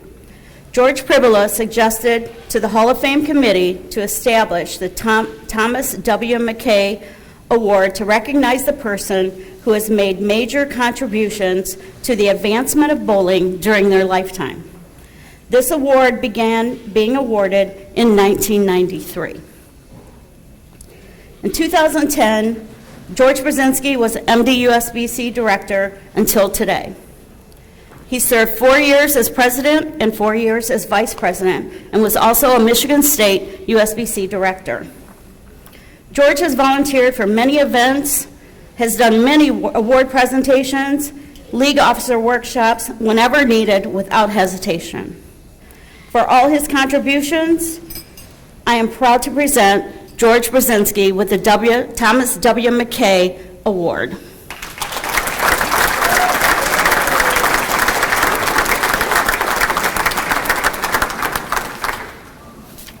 Let's do it again. Hello, George. Hello, George.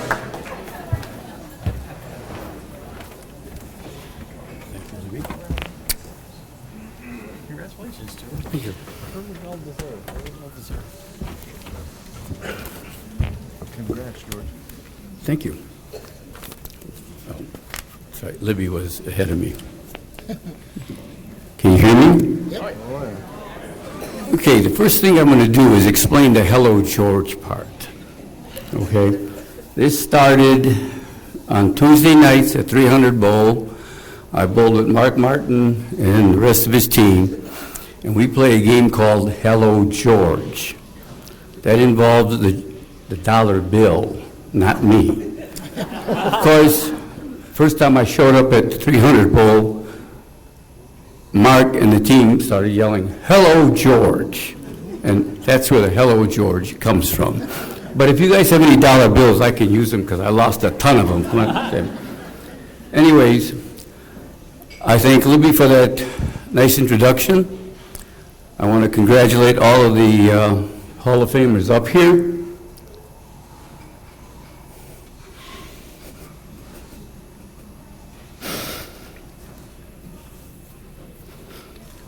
I said to myself I wasn't going to do that.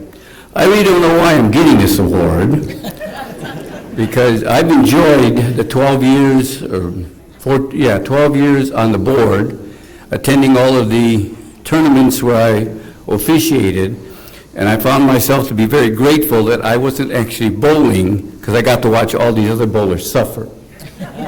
I just got to enjoy being there and seeing some of the greatest bowling around.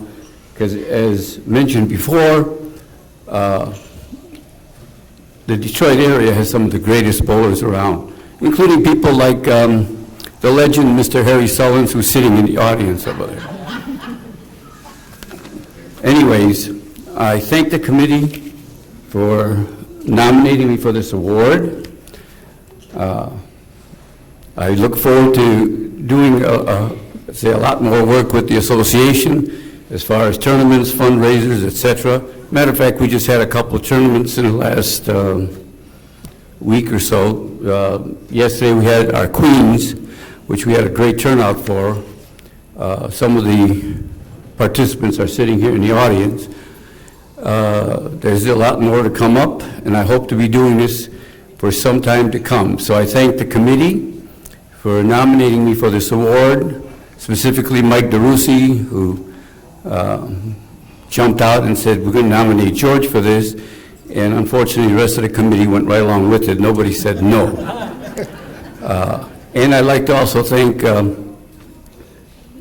John Vorpagel, because he got me in with the board. I'm sorry that Tom is not here. I understand he's in the hospital. I don't know, I just found that out today. I don't know why, but I'm really appreciative in getting an award named after him, since he has done quite a bit for the Metro Detroit Association as far as his involvement with bowling and promoting the sport at the local, state, and national levels. So thank you again for this award.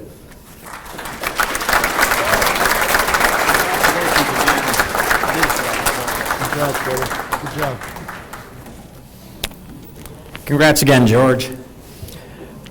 Our next award is the Judge John D. Watts Award for making outstanding contributions to the promotion of bowling.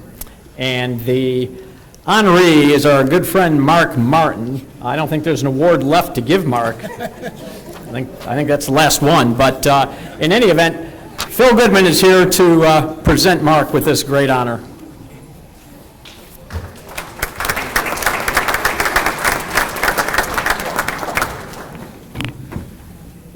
All right, the Judge Watts Award is for the promotion of bowling. For those of you who know Mark, it might be one of his strengths, maybe not. No, we all know it is. Judge Watts had a great passion for bowling.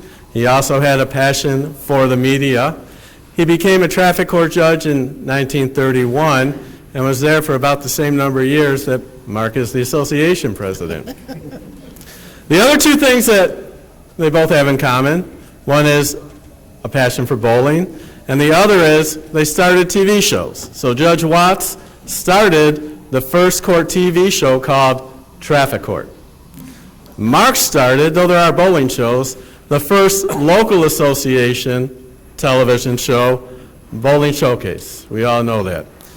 Obviously, we all know that Mark has been very active in the promotion in terms of writing, in terms of TV, in terms of tournaments, everything. So I told Mark, everyone knows everything about you. I'm just going to say, Mark needs no introduction. He looked at me, because I actually told him that. He looked at me and he's like, he didn't say it, but he's like, are you serious? And I'm kind of like, yeah, really, everyone knows everything about you. And I'm sure it's the same thing with Judge Watts, who passed in '65, and the first award came out in 1967. And Mark's won a number of these awards, we know that. So I'm not going to spend too much time talking about everything you already know, but I do want to talk about the passion behind it. Because it's one thing to do all these things, but the passion behind it, and you're going to have to help me out later on. It's going to be a kind of a participant involved type thing too, because there's two words that describe his passion, and you can't say it any better, can't picture it any better, but we'll get there in a second. So, the historical records. I don't know how many of you know it. This is maybe something you don't know, but every time we get an email, it's like, when is this coming up? When is that coming up? And I'm like, you did that too? So we have like every award, every file, every this, every that, every picture, every video, everything. You know that. But the passion describes what he does is member benefit. So those are the two words that I hear all the time. Let's practice real quick. I'll say member, you say benefit. Member? Benefits. So the other day we got an email, and it's like, when is this going to come up? I'm like, Mark, I didn't know that you even did that. And I've been with them for over a year. And so Mark was like, yeah. And I'm like, okay, why do you have all these, have those, have that? And the reason is member benefits. I'm like, how do you find the time to do these things? And he said, well, you just figure out how to find it because it is a member benefits. Absolutely. And I'm like, how do you do all these things? What purpose do all these things serve? And the answer is member benefits. Just today I asked him, how many awards, that we were having dinner, how many awards have you won? He started mentioning them. And he's like, but it's not about the award. This is me. This is who I am. This is what I love.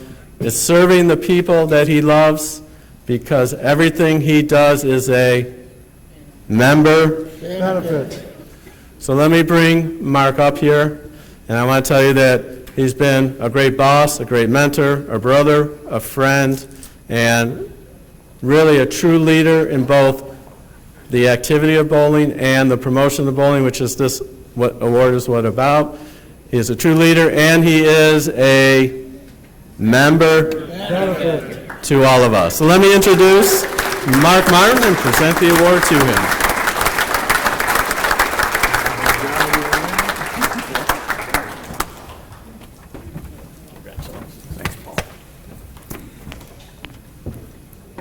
That's all, folks. That's supposed to be my line.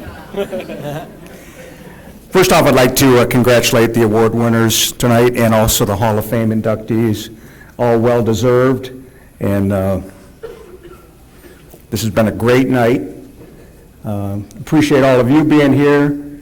Those of you, I think Phil kind of captured it. In my case, I worked 26 and a half years as your association manager, and it's great to have a job that you don't feel like you went to work any day. 60 hours a week? What's that? And so I appreciate all of you as bowlers. I know many of you in this room. Bowling has been a passion of mine since I was young. Like many others, started as a youth. I was a league secretary at the age of 12. My mother was my coach. Stats have always been great for me. I love stats. So, that being said, you know, my family's not here tonight, but I appreciate everything they've done for me, all the times away that I've missed them, working for you. As a member, oh, that's pretty good. Well, my family, I really appreciate them. I have a son, 3 granddaughters, 3 great grandkids, and I love them all. My mother at 93 is still around, and she's still, every morning when I stop to see her, she still counsels me. So, anyway, once again, I appreciate all of you. Welcome to the bowling capital of the world. This is it. Bowling Showcase has been a passion of mine, as Phil mentioned. I hope all of you are regular watchers at 10 a.m. on Saturday morning, WADL, or on YouTube on our Bowling Showcase channel. All of our shows are there. We have a new show coming up a week from Saturday. It's from yesterday's Queens event, and then we'll have new content from there on out. We're doing our youth challenge at Rich Gloam's place, Mary Bowl, a week from today. We'll have 8 teams. Anybody wants to see a television production of bowling, show up that morning, the 23rd of October at Mary Bowl in Livonia. Show up at 8 o'clock in the morning, and in less than 8 hours, we do 7 shows. So it's pretty heady. Once again, thank you for your attention. I appreciate all of you, and I'm not dead yet. Congrats.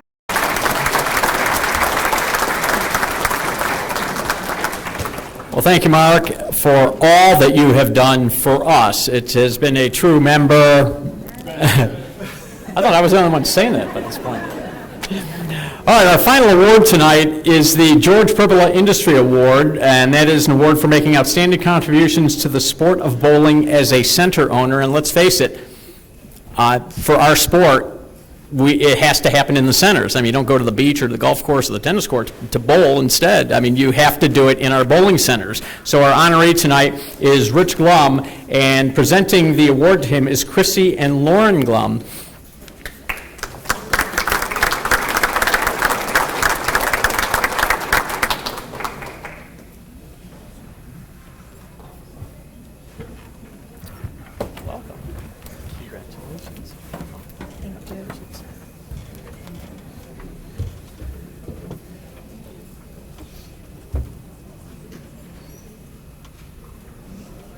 Hi.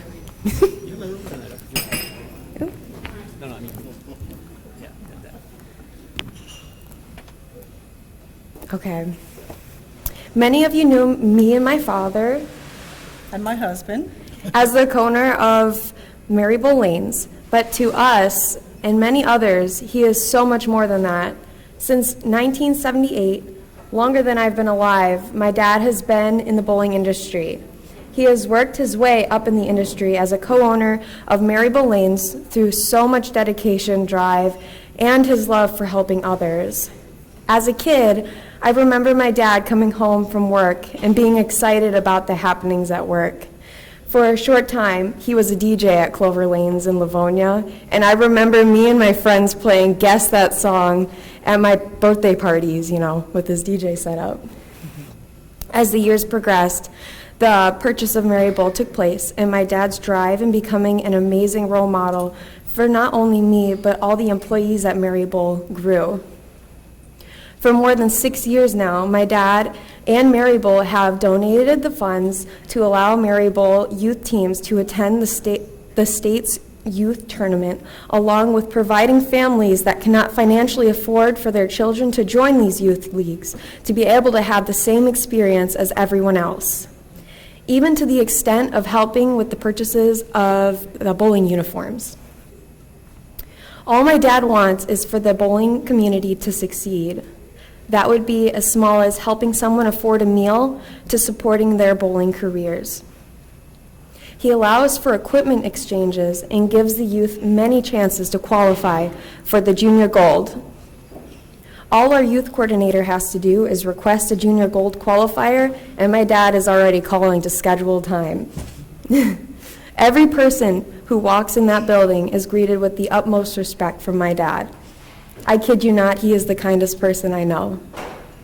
Every league he himself wants to be there to support it. You walk in as a customer and a bowler, but you walk out as a Maryville family member. As a proprietor, my husband never asks his staff to do anything that he wouldn't do himself. He's always out on the concourse, emptying the trash, vacuuming, and even cleaning the parking lot. He's worked side by side with porters and putting in the elbow grease that many would not put in themselves. Wherever he is needed to do to make sure something is taken care of is his main priority. Just to list a few of amazing aspects my husband and what Maryville has allowed him to provide to the community. When we have the bowling showcase or when we have the kickoff to the state tournament, he always supplies breakfast for the officials and the kids. He's also been known for taking in leagues that have nowhere else to go. When a neighboring center shut down, one of their leagues had nowhere to go. This group is specific as a 30-plus group of adults with special needs, and we, Maryville, and my husband incorporated them into a Saturday morning special program. I know a lot of things he does behind the scenes for people and that it extends to our own employees, some of which I would consider as our own family. The key staff at Maryville have been employed by Rich for many years: Terry, Bob, Mary, JJ, Angel, and Cindy, just to list a few, and they all value Rich as a friend and amazing boss. He makes sure no one goes hungry and believes in people when no one else does. He has hope in redemption and letting people prove themselves. He is willing to take someone in who is struggling and let them have a chance to figure themselves out and have the opportunity to blossom as a person. For me, the moment I knew that my husband had such an impact on his bowlers was when one of the Mary bowlers passed away.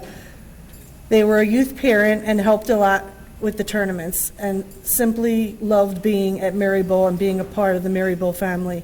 Their family wanted to have the memorial service at Maryville, and not only that, but they wanted my husband Rich to give the eulogy. This speaks volumes for the Maryville customers and their relationships that my husband has with each of them. I know my daughter has already said this, but it's very true. The first time you walk into Maryville, you might feel like a customer and a bowler, but by the time you leave, you're part of the Maryville family.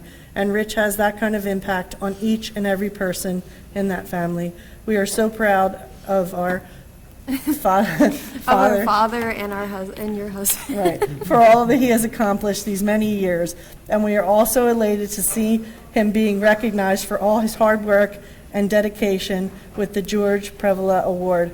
And also I wanted to mention that he has 18 300 games, which he would never tell anybody, and he bowled the youngest 300 game in Florida. So he's in the Hall of Fame for that. So I just wanted to let you know that. We're so proud of him.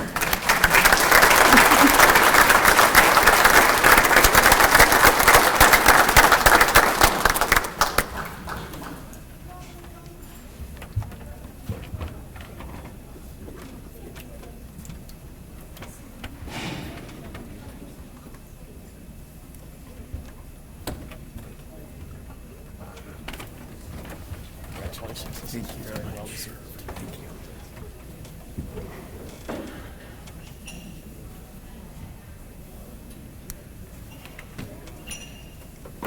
Thank you, everyone. I am a lifer in this industry. Starting in 1977, moving from Cleveland, bowled one time in Ohio. It was at Triscuit Lanes, which is no more. In 1977, moving to South Florida, my mother was very ill. My uncle managed a 24-lane center in Riviera Beach, Florida, Riviera Lanes. He said to me, "How would you like to bowl for free?" I said, I would love to bowl for free. I've only done it once, but I loved it. He says, all you have to do is take care of my parking lot every day at around 3 o'clock or right when you get home from school, and then you can bowl. Fantastic. I remember the very first day. I went out and I cleaned the parking lot. I came in and started bowling. He walked in and he said, what are you doing? I said, I'm bowling. He goes, why are you bowling? Because I cleaned the parking lot. Come with me. Well, in South Florida, we have things called sand drifts, like we have snow drifts here. And that little bowling center was surrounded by fields of sand, and it was 1 block from the Intercoastal. And every single day we had sand drifts up against the corners of the building and in the cracks of the sidewalk, and he made me understand the importance of detail. Every cigarette butt, every crack in the sidewalks, every weed, every bit of sand against the side of the building, every little detail had to be addressed before you could come in and bowl. And every day it took me an hour and 45 minutes to clean that little 24-lane parking lot to his expectation. However, I never knew that glass windows, bathrooms, ashtrays, sharpening pencils were all part of cleaning the parking lot. So it took about 3 hours to prepare, and what he was teaching me was how to take care of your guests. You see, I look at bowling as more than just a game or a sport. It's a relationship. Every single person that comes into a bowling center is now part of a family. Bowling is generational, multi-generational. It doesn't matter how old you are, how young you are, if you're physically impaired, if you're a great athlete, male or female. It's non-political. It has no color to it. It's one of the few activities that we can do, whether just recreationally or professionally or somewhere in between. I absolutely believe from experience that you can see the best in people in a bowling center. Started my career in management in 1992 with the Brunswick Corporation. There were several people that paved the way for me. One of them was Bart Berger, who many of you may know from BPA. Bart had a famous saying, if it's not broken, break it. He was a general manager for BCR for Brunswick Gwinnett Lanes in Atlanta. And Bart would always greet his guests every morning. He would get to the center early, take care of all the paperwork, make sure the center was prepared, and then he would hold the door or greet every bowler that came in. Every morning he was there. Another one was Gary Brendan. Gary was Bart's associate as a regional trainer. Gary was a gentleman. Gary was always looking to improve, and he saw things in me that I never saw in myself. And he gave me courage to step out and to do things. And I have to say that hearing the words from my daughter and my wife and reflecting back, you do things because you want to do things, because you see a need. And it's not about benefiting yourself. It's about taking care of others. Everything that we say, think, and do is watched, especially when you're in a public setting. And our industry is all about service. Everything we do is service.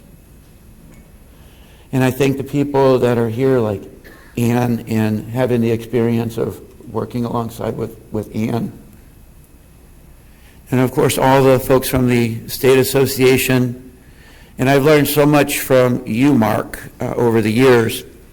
And many of you may not know this, but there was a proprietor in Michigan. His name was Billy Williams. He owned Hazel Park Bowl and Royal Oak Lanes. I was blessed to be able to work with Billy and Billy Jr. for 6 years down in South Florida. And what I learned from Billy Jr. Is how to interact with people and how giving he was and forgiving of things. And he always gave people chances. And I think that you find your diamonds in the rough so often when you just open your heart.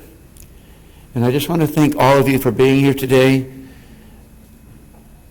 And when you're in the center and you're working, and when I received it was at our league officers meeting when Mike DeRossi expressed this to me, it was like, wow, that's pretty cool. And then you go around with work and you just get consumed with all the things that are going on today and preparing for tomorrow, that it didn't hit me of the impact of tonight until I see all of you up here and look at all of those amazing pictures and the history that is right there. Thank you, everyone, for considering me and blessing me with this. Jesus is my Lord and Savior, and I just thank you all for this opportunity. God bless you all.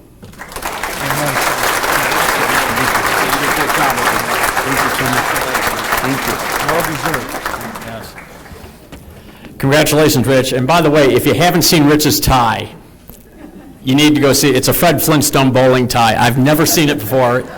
It's great. Well played. Well done. Just one quick observation and then one quick comment, and then we will close things for the night.